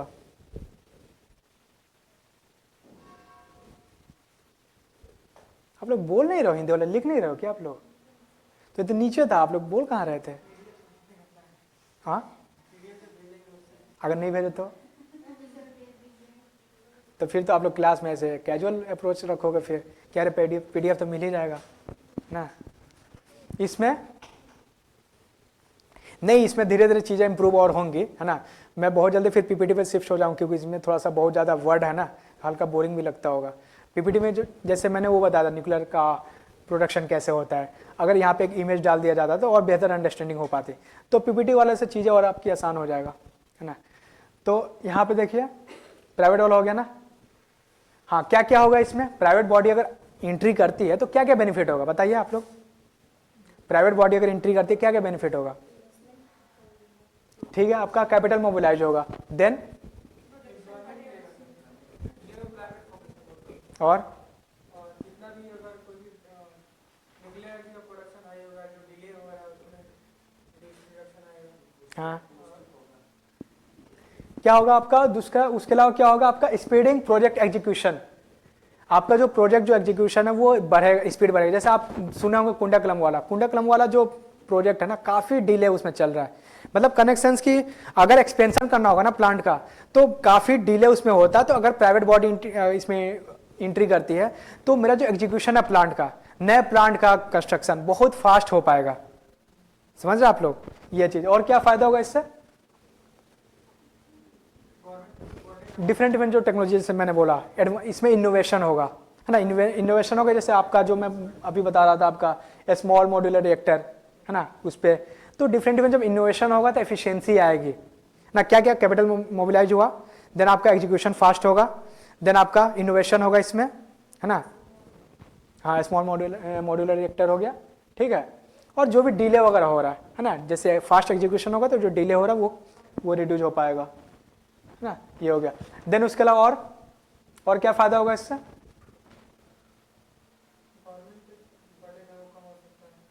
हाँ बिल्कुल, ठीक है।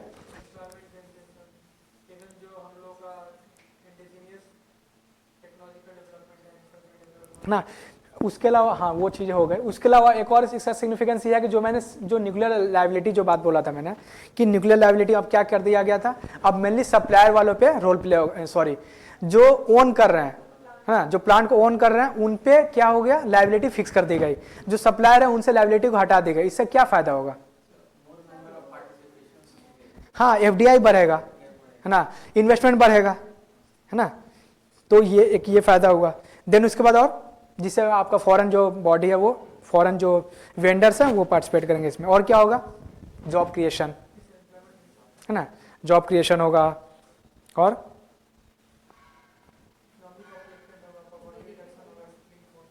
हम्म, जो वहाँ का लोकल एरिया है वहाँ में डेवलपमेंट हो इंडिया ग्लोबल कम्पिटिटिवनेस है ना, इंडिया ग्लोबल कम्पीट कर पाएगा है ना, अगर यहाँ पे वो इनोवेशन कर रहा है, यहाँ जो मॉड्यूलर रिएक्टर है अगर वो खुद बिल्ड कर रहा है, इंपोर्ट को एग्जैक्टली ये एक आप पॉइंट लिखो कि अगर न्यूक्लियर एनर्जी प्रोड्यूस कर रहा है ज़्यादा तो हमारा जो इंपोर्ट है, जो फ्यूल, कौन सा फ्यूल, कोल हो गया या फिर आपका पेट्रोलियम जो फ्लूइड हो गया, क्रूड ऑयल जो होगा है ना, क्रूड ऑयल का डिपेंडेंसी है वो कम हो जाएगा, ये भी पॉइंट लिखो है ना, कि हमारा जो इंपोर्ट है इंपोर्ट रिड्यूस हो जाएगा, सिंपल, ठीक है। और कुछ पॉइंट, क्या क्या पॉइंट बता, जल्दी से मैं एक बार सिग्निफिकेंस देख लेता हूँ उसका। एनर्जी सिक्योरिटी होगा पहली बात, एनर्जी की अवेलेबिलिटी होगी पहली बात। दूसरा आपका जो सिग्निफिकेंस क्या था इसका, नेट जीरो एमिशन, जो आपका इन्वायरमेंट को प्रोटेक्शन के लिए है ना, जो भी हमने मेजर्स ले रखा है ना, उसमें ये सपोर्ट करेगा, ठीक है। साथ ही साथ इसमें एसडीजी गोल लिखोगे, कौन सा लिखोगे, अगर ये बोला जाएगा कि ये हमारा जो शांति बिल है वो कहीं ना कहीं एसडीजी गोल को प्रमोट करेगा, तो मैं पूछूंगा एसडीजी का कौन सा गोल्स को प्रमोट करेगा, बताइए तो। एसडीजी गोल आप लोग पढ़े हो, जानती हैं क्या होता है, वो छोड़, जानती हैं क्या होता है, कितने गोल्स हैं टोटल, 17 गोल्स है ना। तो हर गोल के बारे में आप लोगों को पढ़ना है कि फर्स्ट एसडीजी गोल्स 1 क्या बोलता है, सेकंड क्या बोलता है, थर्ड क्या बोलता है। तो उसमें इन्वायरमेंट के लिए कौन सा गोल है, उसमें गोल नंबर कौन सा है इन्वायरमेंट के लिए, एक तो 13 है, 13 क्या है आपका, क्लाइमेट चेंज, जो हाँ क्लाइमेट चेंज, और क्या है, आप लोग 17 गोल लिखोगे। 17 गोल क्वेश्चन तो डायरेक्ट आता ही है, क्वेश्चन तो डायरेक्ट आता ही है, उसके अलावा इसका यूज हर आंसर में आप लोग करोगे एग्जाम्पल्स के तौर पे, एक अच्छा कंक्लूजन बन जाता है अगर आप इस तरह का टर्म यूज करते हो तो, कीवर्ड यूज करते हो तो, है ना वो चीज़। तो और है ना, तो नेट जीरो एमिशन बोला मैं, सस्टेनेबल जो डेवलपमेंट एसडीजी गोल 13 है उसको सपोर्ट करेगा। देन आपका प्राइवेट एंटिटी का एंट्री होगा इसमें, ठीक है, यह भी इसका सिग्निफिकेंस था। देन आपका क्या था इस पे, जो न्यूक्लियर जो लायबिलिटी है ना, वो चेंज किया गया, जिससे क्या होगा, मेरा इन्वेस्टमेंट बढ़ेगा, है ना, जो फॉरेन न्यूक्लियर जो वेंडर्स है वो इन्वेस्टमेंट करेंगे। देन जॉब क्रिएशन है ना, आपका इनोवेशन होगा, और क्या होगा, और बताइए सिग्निफिकेंस इसका, ये आपका शांति बिल आने से,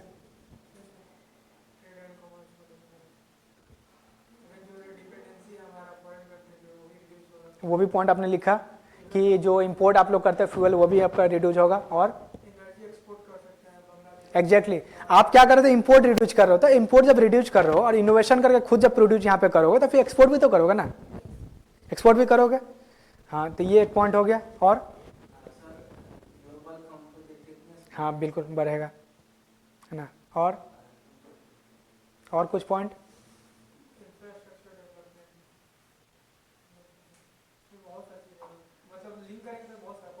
नहीं थोड़ा सा वैसे नहीं लिंक करना, बिल्कुल इनडायरेक्टली नहीं, एकदम डायरेक्ट क्या इम्पैक्ट पड़ेगा इस पे, सिग्निफिकेंस इसका, ये आप कुछ सोचिए।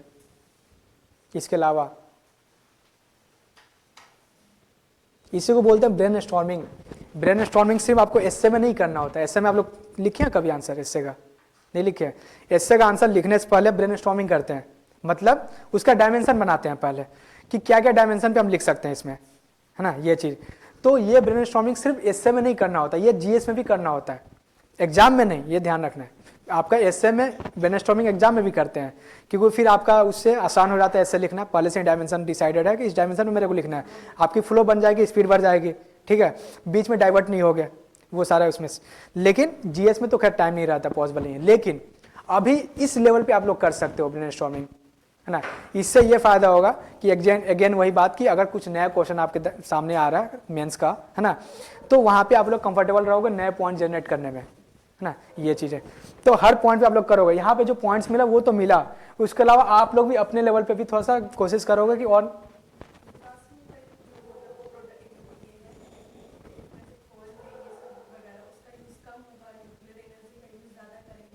पॉल्यूशन, बिल्कुल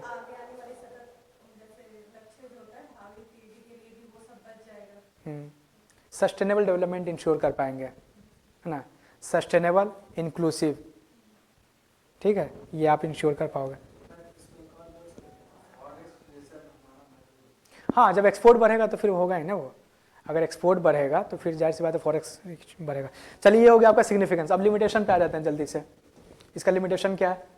अब लिमिटेशन भी आप लोग सोच पाओगे, जो आपने प्रोविजन पढ़ लिया अच्छे से, है ना, तो इसका लिमिटेशन भी आप सोच पाओगे। सिग्निफिकेंस आपने पढ़ लिया, लिमिटेशन भी आप सोच पाओगे इसमें। गुड, ध्यान है। ये हो गया आपका सीमाएं। पहला सीमा में क्या बोला था आपका, लाइबिलिटी वाला जो मैं बात बोल रहा था ना, लाइबिलिटी में क्या था, एक तो सप्लाई और आपका ओन वाला, उसके अलावा एक और लाइबिलिटी था। इसमें ये बोला गया ना कि इसमें कैपेसिटी जो आप प्रोडक्शन कर रहे हो ना, सपोज कोई प्लांट काफी बड़ा प्लांट है ना, कोई छोटा प्लांट है, मतलब वो किस पे डिपेंड करता है कि वो कितना प्रोडक्शन कर पा रहा है, उसकी कैपेसिटी कितनी है प्रोडक्शन करने की।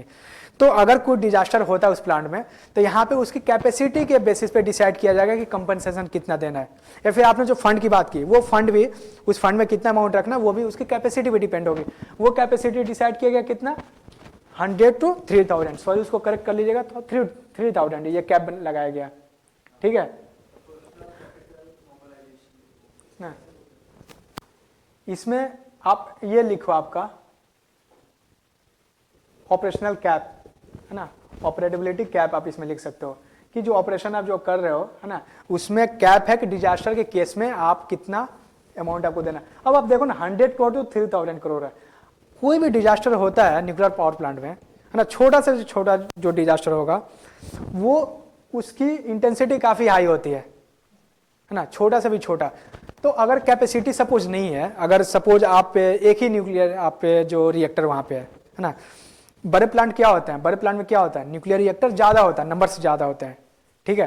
लेकिन सपोज छोटा प्लांट है, वहां पे एक ही न्यूक्लियर रिएक्टर काम कर रहा है, मतलब उसकी कैपेसिटी कम है प्रोडक्शन की। अगर सपोज उसमें डिजास्टर आता है, वहां पे डिजास्टर आता है ना, तो उसकी कैपेसिटी के हिसाब से तो फिर तो उस पर जो कंपनसेशन बनेगा वो काफी कम बनेगा, और वो मे भी जितना डिजास्टर हुआ है उसको वो फुलफिल भी नहीं कर पाए उस लेवल का, है ना। तो एक ये प्रॉब्लम था इसमें कि जो लायबिलिटी जो फिक्स किया गया वो नैरो लायबिलिटी है, डिपेंड करेगा उसका कैपेसिटी पे, है ना, ऑन रिएक्टर कैपेसिटी। समझ रहे हैं ये चीज। तो कहने के सेंस कि वहां पे जो कैटास्ट्रॉफिक जो इंसिडेंट होता है कोई भी प्लांट पे, न्यूक्लियर प्लांट पे, छोटा से छोटा जो प्लांट होता है वो भी काफी कैटास्ट्रॉफिक इंसिडेंट होता है, मतलब कनेक्ट मतलब कि उसका इम्पैक्ट बहुत लार्ज होता है ना। अब वहां पे उसकी कैपेसिटी बहुत कम है प्रोडक्शन की, तो उसके हिसाब से उस पर जो लायबिलिटी बनेगी बहुत कम बनेगी, है ना, जो कि सफिशिएंट नहीं होगी जितना वो डिजास्टर किया उस हिसाब से उसका कंपनसेशन। ये पॉइंट समझ में आया किसी को?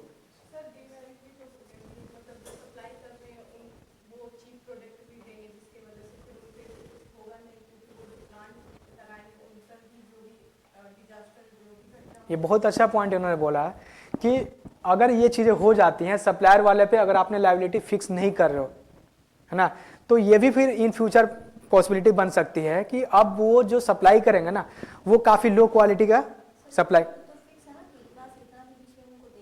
किनको देना है वो? नहीं, ये लायबिलिटी फिक्स सप्लायर पे नहीं की गई है, ये जो प्लांट ओन करेंगे, ये प्लांट लायबिलिटी तो उनपे तो खत्म ही की गई है जो सप्लाई वाले हैं। सप्लायर पे लायबिलिटी अब नहीं रह गई। अब सब आप जो लायबिलिटी वो किस पे है, जो प्लांट जो ऑपरेट कर रहे हैं, जो रन कर रहे हैं, उन पे लायबिलिटी है, सप्लायर पे नहीं है। तो इसलिए तो सप्लायर फिर क्या करेंगे अब लो क्वालिटी का, है ना, क्यों? क्योंकि चीप मिल पाए वो, तो जिससे उनका एक्सपोर्ट बढ़े, है ना। अगर वो काफी लो कॉस्ट पे अगर इक्विपमेंट दे रहे हैं तो जाहिर सी बात है कोई भी प्लांट वाला उनसे परचेज करेंगे, है ना। लेकिन उसके एवज में क्या कर सकते हैं वो, दूसरा क्या करेंगे, वो क्वालिटी को रिड्यूस कर देते। क्वालिटी रिड्यूस करेंगे तो उससे क्या होगा, जो डैमेज होने की प्रोबेबिलिटी वो बढ़ जाएगी, ठीक है, और डैमेज होगा, लायबिलिटी इन पे है नहीं, है ना। तो ये कंसर्न है, बहुत बड़ा कंसर्न है ये, ठीक है। और उसके बाद और आइए, दूसरा क्या है, कंसंट्रेशन ऑफ पावर। अभी भी किसके पास ज्यादा पावर का कंसंट्रेशन है? सेंट्रल गवर्नमेंट, ठीक है। ये भी है किस पे, जैसे लाइसेंसिंग, है ना, फिर टैरिफ सेटिंग्स और एग्जाम्पशन, किस, है ना, किस चीज को एग्जाम करना है, इमरजेंसी कंट्रोल में क्या होना चाहिए, ये सारा पे अभी भी गवर्नमेंट का कंट्रोल है, ठीक है। क्या? हाँ हाँ, बिल्कुल बिल्कुल। देन तीसरा क्या होगा इसका लिमिटेशन?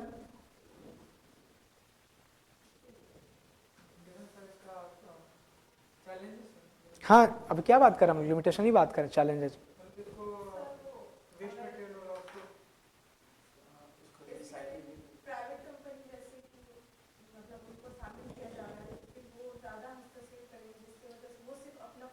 एग्जैक्टली ये पॉइंट है कि अगर प्राइवेट बॉडी को आप यहाँ पे उनको एम्पावर कर रहे हो कि वो आप इसमें पार्टिसिपेट कर सकती है ना, और पावर प्लांट को ऑपरेट कर सकती है, रन कर सकती है। लेकिन प्राइवेट बॉडी का क्या ऑब्जेक्टिव रहता है? प्रॉफिट मेकिंग ना। अब वो क्या काम करेगी? सिक्योरिटी पे ज़्यादा ध्यान नहीं देगी ना। वो प्रॉफिट मेकिंग के लिए, जैसे कि पहले वाला पॉइंट जो इन्होंने बोला था, इक्विपमेंट, चीप इक्विपमेंट परचेज करेगी, ठीक है, क्यों? जिससे उनका प्रॉफिट मेकिंग ज़्यादा हो, तो वो उनका फोकस रहेगा प्रॉफिट मेकिंग पे, वो सिक्योरिटी पे उनका ध्यान नहीं रहेगा। तो ये चैलेंजेस है, ठीक है, कि इससे क्या होगा, आपका जो डिजास्टर जो होने की प्रोबेबिलिटी होगी वो बढ़ जाएगी इसमें। है, लेकिन किस लेवल पे है? वही तो गवर्नमेंट का है रेगुलेशन, लेकिन किस लेवल पे है? मैंने शुरू में ही बताया, मैन्युफैक्चरिंग ऑफ आपका हैवी वाटर, देन आपका 3 था फ्यूल वाला, तीसरा वेस्ट मैनेजमेंट, यही है ना। हर चीज़ में इंटरफेरेंस नहीं है ना, कि आप इक्विपमेंट कहाँ से खरीदोगे, किस तरीके का खरीदोगे, ये सब तो नहीं है ना उसमें आपका। तो वो एक प्रॉब्लम हो सकता है प्राइवेट बॉडी को अगर आप यहाँ पे। देन इसका ये एक पॉइंट है आपका इंस्टीट्यूशनल इंडिपेंडेंस वाला। कौन सी बॉडी बनाई गई है अभी जो रेगुलेट करेगी? हाँ, क्या नाम है उसका? Atomic energy regulatory board. बना तो गया है बॉडी, उसको पावर दिया गया कि नहीं उतना? कितनी इंडिपेंडेंट बॉडी है वो, कितनी इंडिपेंडेंट है, या फिर उसमें गवर्नमेंट का इंटरफेरेंस है, वो आपको देखना होगा, है ना। जैसे कि कई सारे इंस्टीट्यूशन हमारे हैं यहाँ इंडिया में, जैसे आपके देख लो जुडिशरी ही हो गया, है ना, या फिर आपका इलेक्शन कमीशन हो गया, है ना, CBI हो गए, ED हो गए, इतने सारे इंस्टीट्यूशन, लेकिन कितने फेयरली रन कर पा रहे हैं आप लोग देख रहे हो, है ना। इंडिपेंडेंसी कितनी है उनको, इलेक्शन कमीशन देखो कितनी इंडिपेंडेंसी है उनको, है ना। तो अगर आप बॉडी बनाया AERB, तो उनको इंडिपेंडेंसी कितनी दे रहे हो, ये भी आपको ध्यान देना होगा। ये भी एक कंसर्न है कि सेंट्रल कंसंट्रेशन बहुत ज़्यादा तो नहीं है, सेंट्रल का बहुत ज़्यादा इंटरफेरेंस तो नहीं इस बॉडी में, ठीक है। लाइक कैसे इंटरफेरेंस हो सकता है? बोर्ड है, बोर्ड में कुछ मेंबर्स होंगे, है ना। अब उसको रिक्रूट कर रहे हो, उस मेंबर्स को, वो कैसे रिक्रूट कर रहे हो, फेयर है कि नहीं, या फिर अपने आदमी को यहाँ वहाँ बैठा दे रहे हो, ये चीज़, है ना। या फिर फाइनेंसिंग ऑथोरिटी कितनी है उनकी, फाइनेंस करने की कितनी पावर आप दे रखे हो। तो अगर बॉडी आपने बनाया तो उसको पावर भी देना पड़ेगा। ये एक आपका चैलेंज है जो कि अभी गवर्नमेंट का ज़्यादा इसमें रोल प्ले है ना। एक्सेस टू जस्टिस, अब ये क्या हो गया?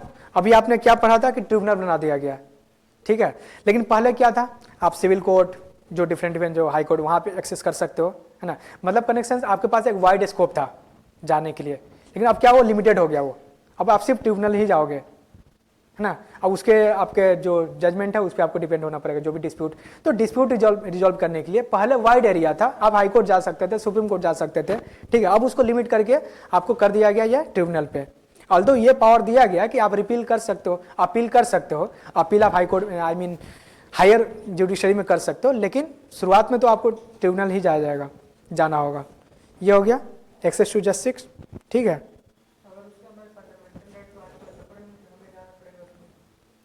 फंडामेंटल राइट वाला में तो आप सुप्रीम कोर्ट आर्टिकल 32 यूज कर सकते हो ना डायरेक्ट, ना।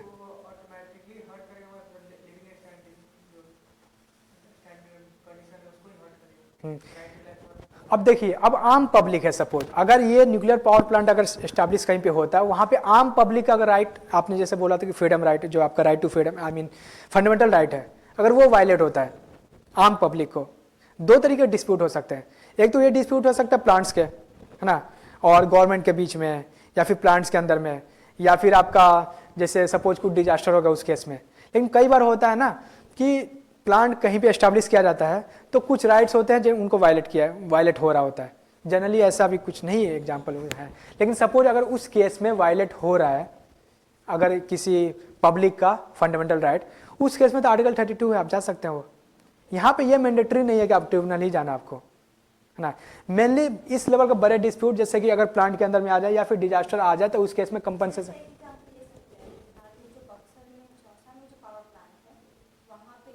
थर्मल,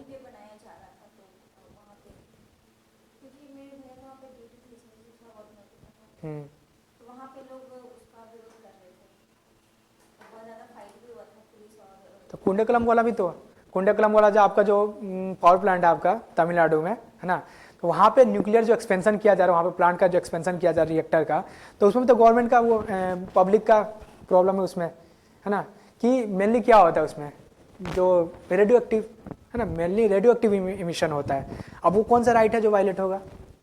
अगर रेडियो एक्टिव इमिशन हो रहा है तो आपका कौन सा राइट है जो कि वायलेट होगा, जिसके वजह आप जा सकते हो कोर्ट में? Right to life. अगर राइट टू लाइफ के अंदर अगर बात करें तो कौन सा, उसके अंदर भी अगर हम बात करेंगे तो MC मेहता केस आप लोग सुने होंगे शायद। क्या था MC मेहता केस? Right to clean environment, right to clean environment, है ना। तो ये प्रॉब्लम होता है, तो आप फंडामेंटल राइट जो वायलेट हो रहा है आपका आर्टिकल 21 उसके अंदर में, ये उसके एवज में आप जा सकते हो कोर्ट, है ना। जैसे कि आपने बताया वो एग्जांपल, है ना, आपका बिहार का एग्जांपल हो गया, आप डाल सकते हो। आपका जो कुंडाकलम वाला है बहुत, उसका जो डिले होने का यही एक कारण था, है ना, कि पब्लिक काफ़ी ज़्यादा अपोज कर रही थी वहाँ पे एस्टैब्लिशमेंट के लिए। अच्छा, वो जमीन विवाद वाला था, वो जमीन विवाद वाला है वो, ये कारण है। लेकिन कुंडाकलम वाला वो आपका मेनली इन्वायरमेंटल इशू है, वो जमीन विवाद वाला नहीं है। तो जमीन वो अलग केस होगा, उसमें आपका कौन सा आर्टिकल वायलेट होगा? राइट टू प्रॉपर्टी, जो कि है नहीं, अब फंडामेंटल राइट है नहीं, वो किस में आ गया? 300A, जो कि अब क्या लीगल राइट है कॉन्स्टिट्यूशन। तो वो फंडामेंटल नहीं वायलेट हो रहा फिर आपका उस केस में। उस केस में आप कोर्ट नहीं जा सकते हो, वो गवर्नमेंट का अथॉरिटी है, आपका एक्वायर कर सकती है ना। और कंपनसेशन चाहे दे भी सकते नहीं भी दे सकते। किस केस में देना मैंडेटरी है? अगर वो लैंड एग्रीकल्चर वाला है ना, जिससे आपका घर चल रहा हो, उस केस में कंपनसेशन देना, अदरवाइज गवर्नमेंट एक्वायर कर सकती है, कंपनसेशन भी नहीं देगी। ये चीज़ हो गया।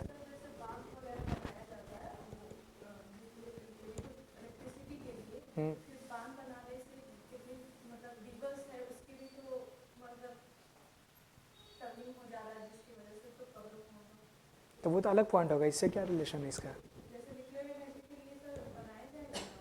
क्या? तो वो लिमिटेड एरिया में होता है। यही तो इसकी सिग्निफिकेंस है न्यूक्लियर पावर प्लांट का, कि ये कम एरिया में ज़्यादा से ज़्यादा एनर्जी प्रोड्यूस करता है। ये आप हाइड्रो पावर प्लांट बनाओगे या फिर थर्मल बनाओगे, है ना, या फिर सोलर का प्लांट बनाओगे, जो कि काफ़ी लार्ज एरिया एक्वायर करता है, लेकिन ये कम एरिया में ज़्यादा एनर्जी प्रोड्यूस करता है। क्यों? क्योंकि कम एरिया में आप बहुत ज़्यादा हीट एनर्जी प्रोड्यूस कर लेते हो न्यूक्लियर, है ना, न्यूक्लियर पावर प्लांट से, है ना, उसके बाद इलेक्ट्रिसिटी।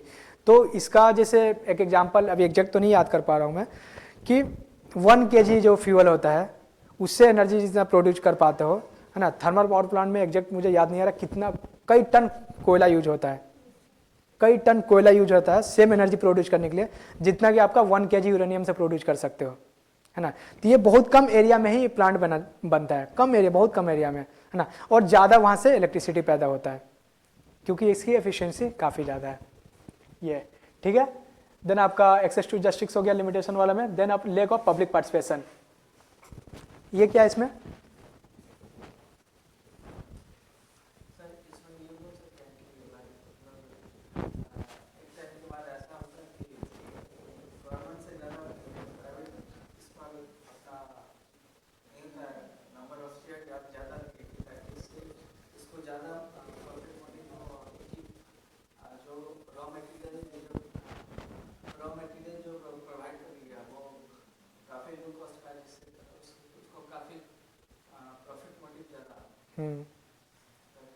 हाँ, तो ये तो प्रॉब्लम है इसमें, कि जो भी आप जो प्राइवेट एंटिटी है वो क्या प्रॉफिट मेकिंग के लिए काम करेंगे, है ना, जिसके लिए जो चीप आपका जो रॉ मटेरियल वो यूज करेगी, जिसकी वजह से डिजास्टर का प्रोबेबिलिटी बढ़ेगा, ठीक है। और लायबिलिटी सप्लायर वाले पे है नहीं कुछ, है ना। तो ये बिल्कुल आप पॉइंट लिख सकते हैं इसमें, ठीक है। तो ये आपका कुछ लिमिटेशन हो गया, है ना। करंट वाला आपको पता है कि रिसेंटली जो आपका करंट में न्यूक्लियर एनर्जी का क्या, जो कि मैंने बताया शुरू में कि 8.18 गीगावाट इसका टोटल अभी प्रोडक्शन है, जो कि 2% कंट्रीब्यूट करता है ना। यहाँ पे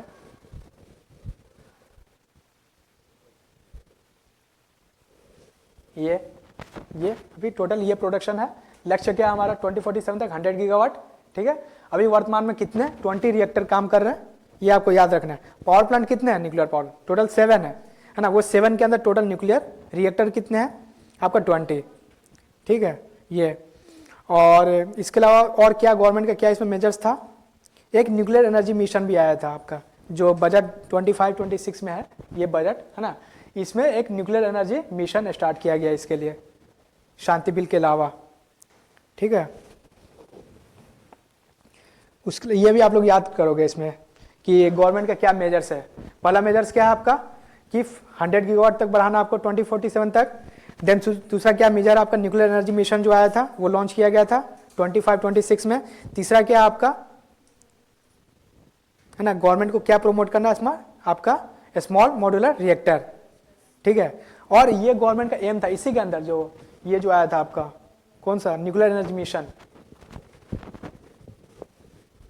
जो न्यूक्लियर एनर्जी मिशन जो आया था ये आपका बजट 25-26 में आया था। इसमें गवर्नमेंट का ये एम किया गया था कि 2030 तक आपको 5 एटलीस्ट ये इंडिजिनस आपका ये एसएमआर बनाना है, इंडिजिनस टेक्नोलॉजी का यूज करके स्मॉल मॉड्यूलर रिएक्टर बनाना आपको 2030 तक। कितने टोटल 5 है ना। तो शांति के अलावा और भी गवर्नमेंट के इनिशिएटिव याद रखोगे, क्या क्या है बनाना है, किसके अंडर में कौन सा मिशन था गवर्नमेंट का, अभी तो बताया मैंने। जो बजट 25-26 में आया था कौन सा मिशन है न्यूक्लियर एनर्जी के लिए, न्यूक्लियर एनर्जी मिशन है ना, जिसमें गवर्नमेंट ने क्या एम किया है कि 2030 तक 5 मॉड्यूलर रिएक्टर एसएमआर आपको बनाना है। एसएमआर क्या होता है आपका स्मॉल मॉड्यूलर रिएक्टर। उसके अलावा और क्या था जो गवर्नमेंट का टारगेट, वो भी तो उन्हीं का है ना, गवर्नमेंट का टारगेट जो है 100 गीगावाट का। और हाँ, और प्रमोट करने के लिए क्या कर रही है, जो पावर प्लांट है न्यूक्लियर पावर प्लांट जैसे आपका कुंडकलम जो तमिलनाडु वाला है उसको क्या कर रही है एक्सपेंड कर रही है, एक्सपेंशन कर रही है, वो भी गवर्नमेंट का इनिशिएटिव है। हाँ बिहार, हाँ कहाँ पे बिहार में, कहाँ पे नवादा में, ठीक है। वहाँ भी एसएमआर आपका लगेगा स्मॉल मॉड्यूलर रिएक्टर 3 लगने वाला है वो चीज़ है ना।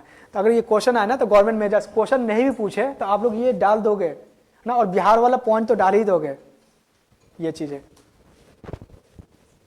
और यही आपका आंसर करंट वाला इनहांस करेगा बाकी आंसरों में है ना। ये चीज़ हो गया आपका जो गवर्नमेंट के मेजर्स हो गए।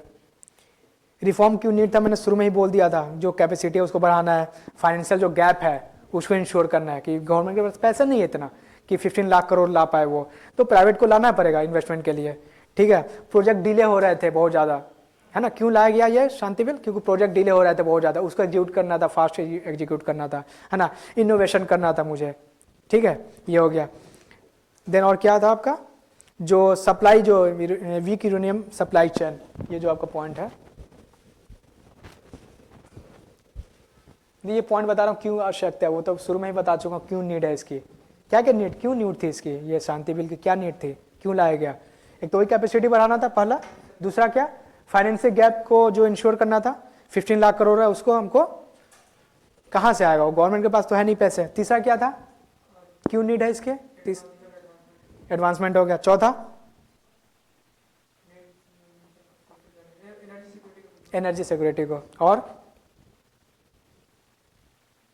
क्लाइमेट गोल्स, इंपोर्ट कम करना है, क्लाइमेट गोल जो है उसको एसडीजी गोल्स है उसको सपोर्ट करना है। ये हो गया, ठीक है। इस पे क्वेश्चन आप लोग लिखिए, इसका टाइम भी काफ़ी हो गया आज का, क्वेश्चन आप लोग लिखिए इस पे।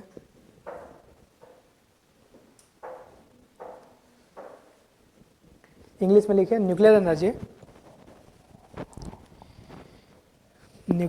Regulation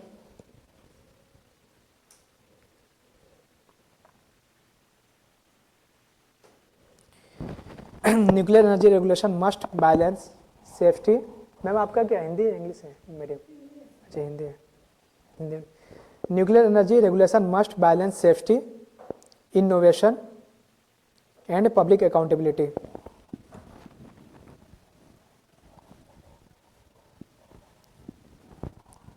Analyze this statement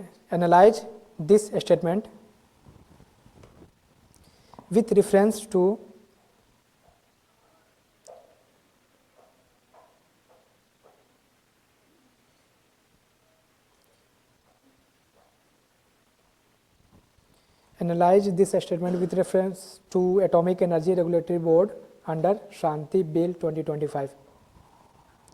analyse this statement with reference to atomic energy regulatory board under Shanti bill 2025। फिर से मैं रिपीट कर रहा हूँ एक बार इसको। Nuclear energy regulation must balance safety, innovation and public accountability. Analyse this statement with reference to Atomic Energy Regulatory Board under the Shanti bill 2025। अब तो एक्ट हो गया ये। हिंदी में लिखे आप लोग। परमाणु ऊर्जा का विनियम सुरक्षा, परमाणु ऊर्जा का विनियम सुरक्षा, नवाचार और जन उत्तरदायित्व के बीच, नवाचार और जन उत्तरदायित्व के बीच संतुलन स्थापित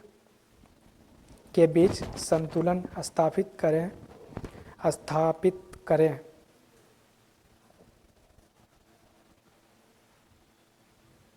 यह कथन का विश्लेषण। मैं क्वेश्चन ओपन कर दो क्या?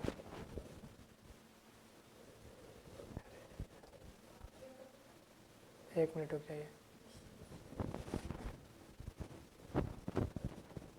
ये आप लिखो आप लोग। कौन सा था?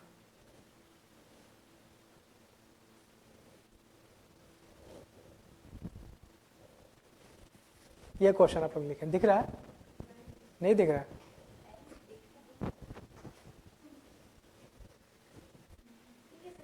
हाँ तो लिखिए फिर।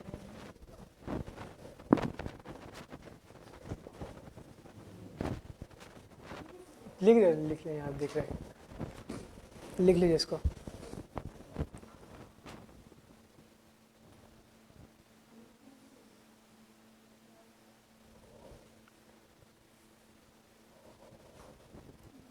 परमाणु ऊर्जा का विनियम सुरक्षा, नवाचार और जन उत्तरदायित्व के बीच संतुलन स्थापित करना अनिवार्य है। इस कथन का विश्लेषण शांति विधेयक के अंतर्गत परमाणु ऊर्जा नियामक बोर्ड को प्रदत्त वैधानिक दर्जे के संदर्भ में कीजिए। विश्लेषण करना है इसका। कुछ क्वेश्चन दिया गया था, आप लोग लिख रहे हैं उसको? सबमिट कर दीजिए। अब तो आज फ्राइडे भी है, अभी टाइम भी हो रहा है काफी। पिछले वाला तो नहीं ला पाया मैं।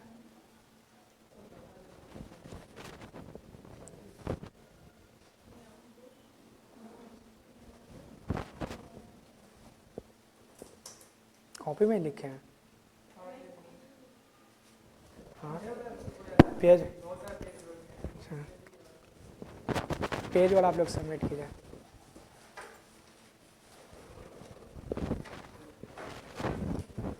क्वेश्चन जो भी दिया जा रहा है ना, जिस भी लेवल पे आप लोग लिख पा रहे हैं उसको लिखिए, वो जरूरी है। अदरवाइज फिर सिर्फ पढ़ोगे आप लोग और आंसर जब उसमें लिख नहीं पाओगे तो फिर उसका कोई रेलेवेंस नहीं रहेगा।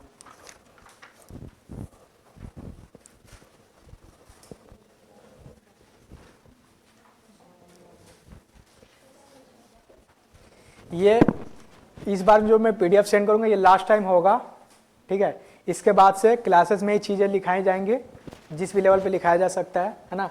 और पीडीएफ फिर नहीं शेयर किया जाएगा ये चीज़। इस बार मैं कर दूंगा, ठीक है। और ये लास्ट बार होगा, इस बार ये लास्ट बार। क्यों? अगले बार क्लासेस में चीज़ें हो जाएंगे, है ना। टॉपिक को मैं थोड़ा सा मिनिमाइज करूंगा कंटेंट लेवल पे, और जितना नीड है उतना लिखाए जाएंगे, ठीक है। पीडीएफ शेयर करोगे तो फिर आप लिखोगे नहीं क्लास में तो फिर कोई मतलब है नहीं ना, ठीक है। ये क्वेश्चन हो गया ना, जो आप लोग लिखे हैं वो आप लोग। एक्चुअली आज मैं रुक के कर देता, लेकिन फ्राइडे है तो थोड़ा सा मुझे जाना होगा, अभी टाइम भी हो रहा है, 1:12 हो गया। स्टेबल मुझे ही करना होगा। नेम आप लिख लिया ना सब लोग? हाँ ठीक है।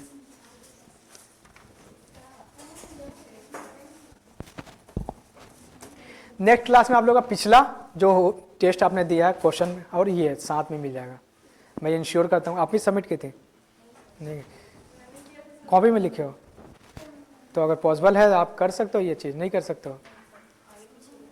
अच्छा, तो नेक्स्ट टाइम से आप लोग कोशिश कीजिएगा पेज में लिखने के लिए, क्योंकि क्लास के बाद यहाँ टाइम बचता नहीं कि मैं वहाँ पे वो चेक कर पाऊँ, है ना। एंड सेकंड थिंग ये कि पिछला जो आप लोग लिखे हो, जो सबमिट किए हो, वो और ये दोनों साथ में मैं नेक्स्ट क्लास में आप लोगों को कॉपी में इवेलुएट करके मैं कॉपी दे दूँगा आप लोगों को, ठीक है जी।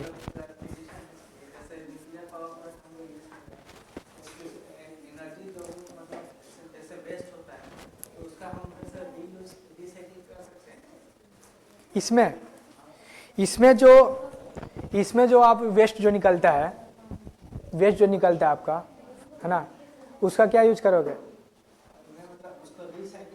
हाँ, इसमें आप सर जो पढ़ाएंगे ना, वो आपका 3 स्टेज वाला, एग्जैक्टली जो 3 स्टेज वाला है ना, जो सर पढ़ाएंगे ना न्यूक्लियर टेक्नोलॉजी, उसमें बताएंगे कि जब दूसरे स्टेज से गुजरता है ना, सेम उसी फ्यूल को फिर वो सर्कुलर उसको यूज कर सकते हैं, सेम उसी को एज ए फ्यूल यूज करेंगे, है ना।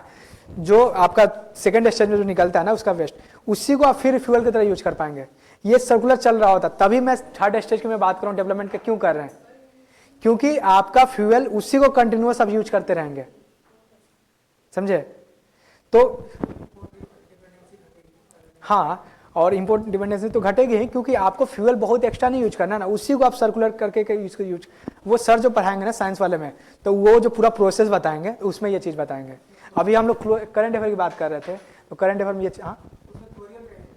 थोरियम का भी यूज होगा, एग्जैक्टली, ठीक है। तो आप बिल्कुल कर सकते हैं, वो कर सकते हैं। आप जो 3 स्टेज पढ़ेंगे ना डिटेल में, तो 3 स्टेज में बताया जाएगा कैसे वो आपका वो उसको एज ए फ्यूल यूज कर सकते हैं दोबारा से, ठीक है। और वो अंदर से ही होता है, अंदर में ही वो जो प्रोसेस होता है ना, अंदर ही इसका वेस्टेज निकलेगा और फिर से वो फ्यूल की तरह काम करेगा वो चीज़ें।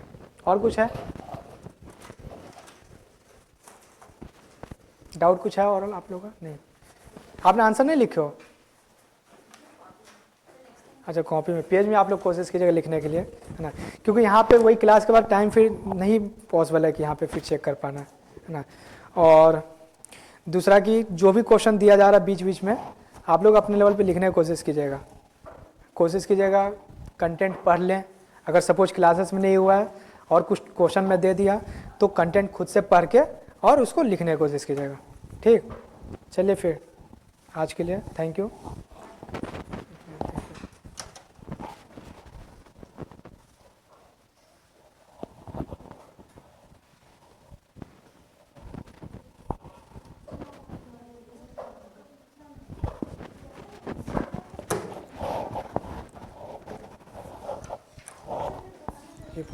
पूछना है कुछ? तो हम उसके लिए आए थे कि उससे रिलेटेड अगर कुछ पढ़ाए तो एडी वाला तो टाइम कहाँ बचा है आपका? तो टाइम नहीं बचा और एग्जाम कैसे देना, थोड़ा सा इसे वैसे तो पढ़े हैं आप पहले से कुछ? ये इसको बंद हो गया होना, ये आपका रिकॉर्डिंग? वही कर इसको, ठीक है। आ जाइए उधर ऑफिस में, आ जाइए यहाँ पे ऑफिस में आ जाइए।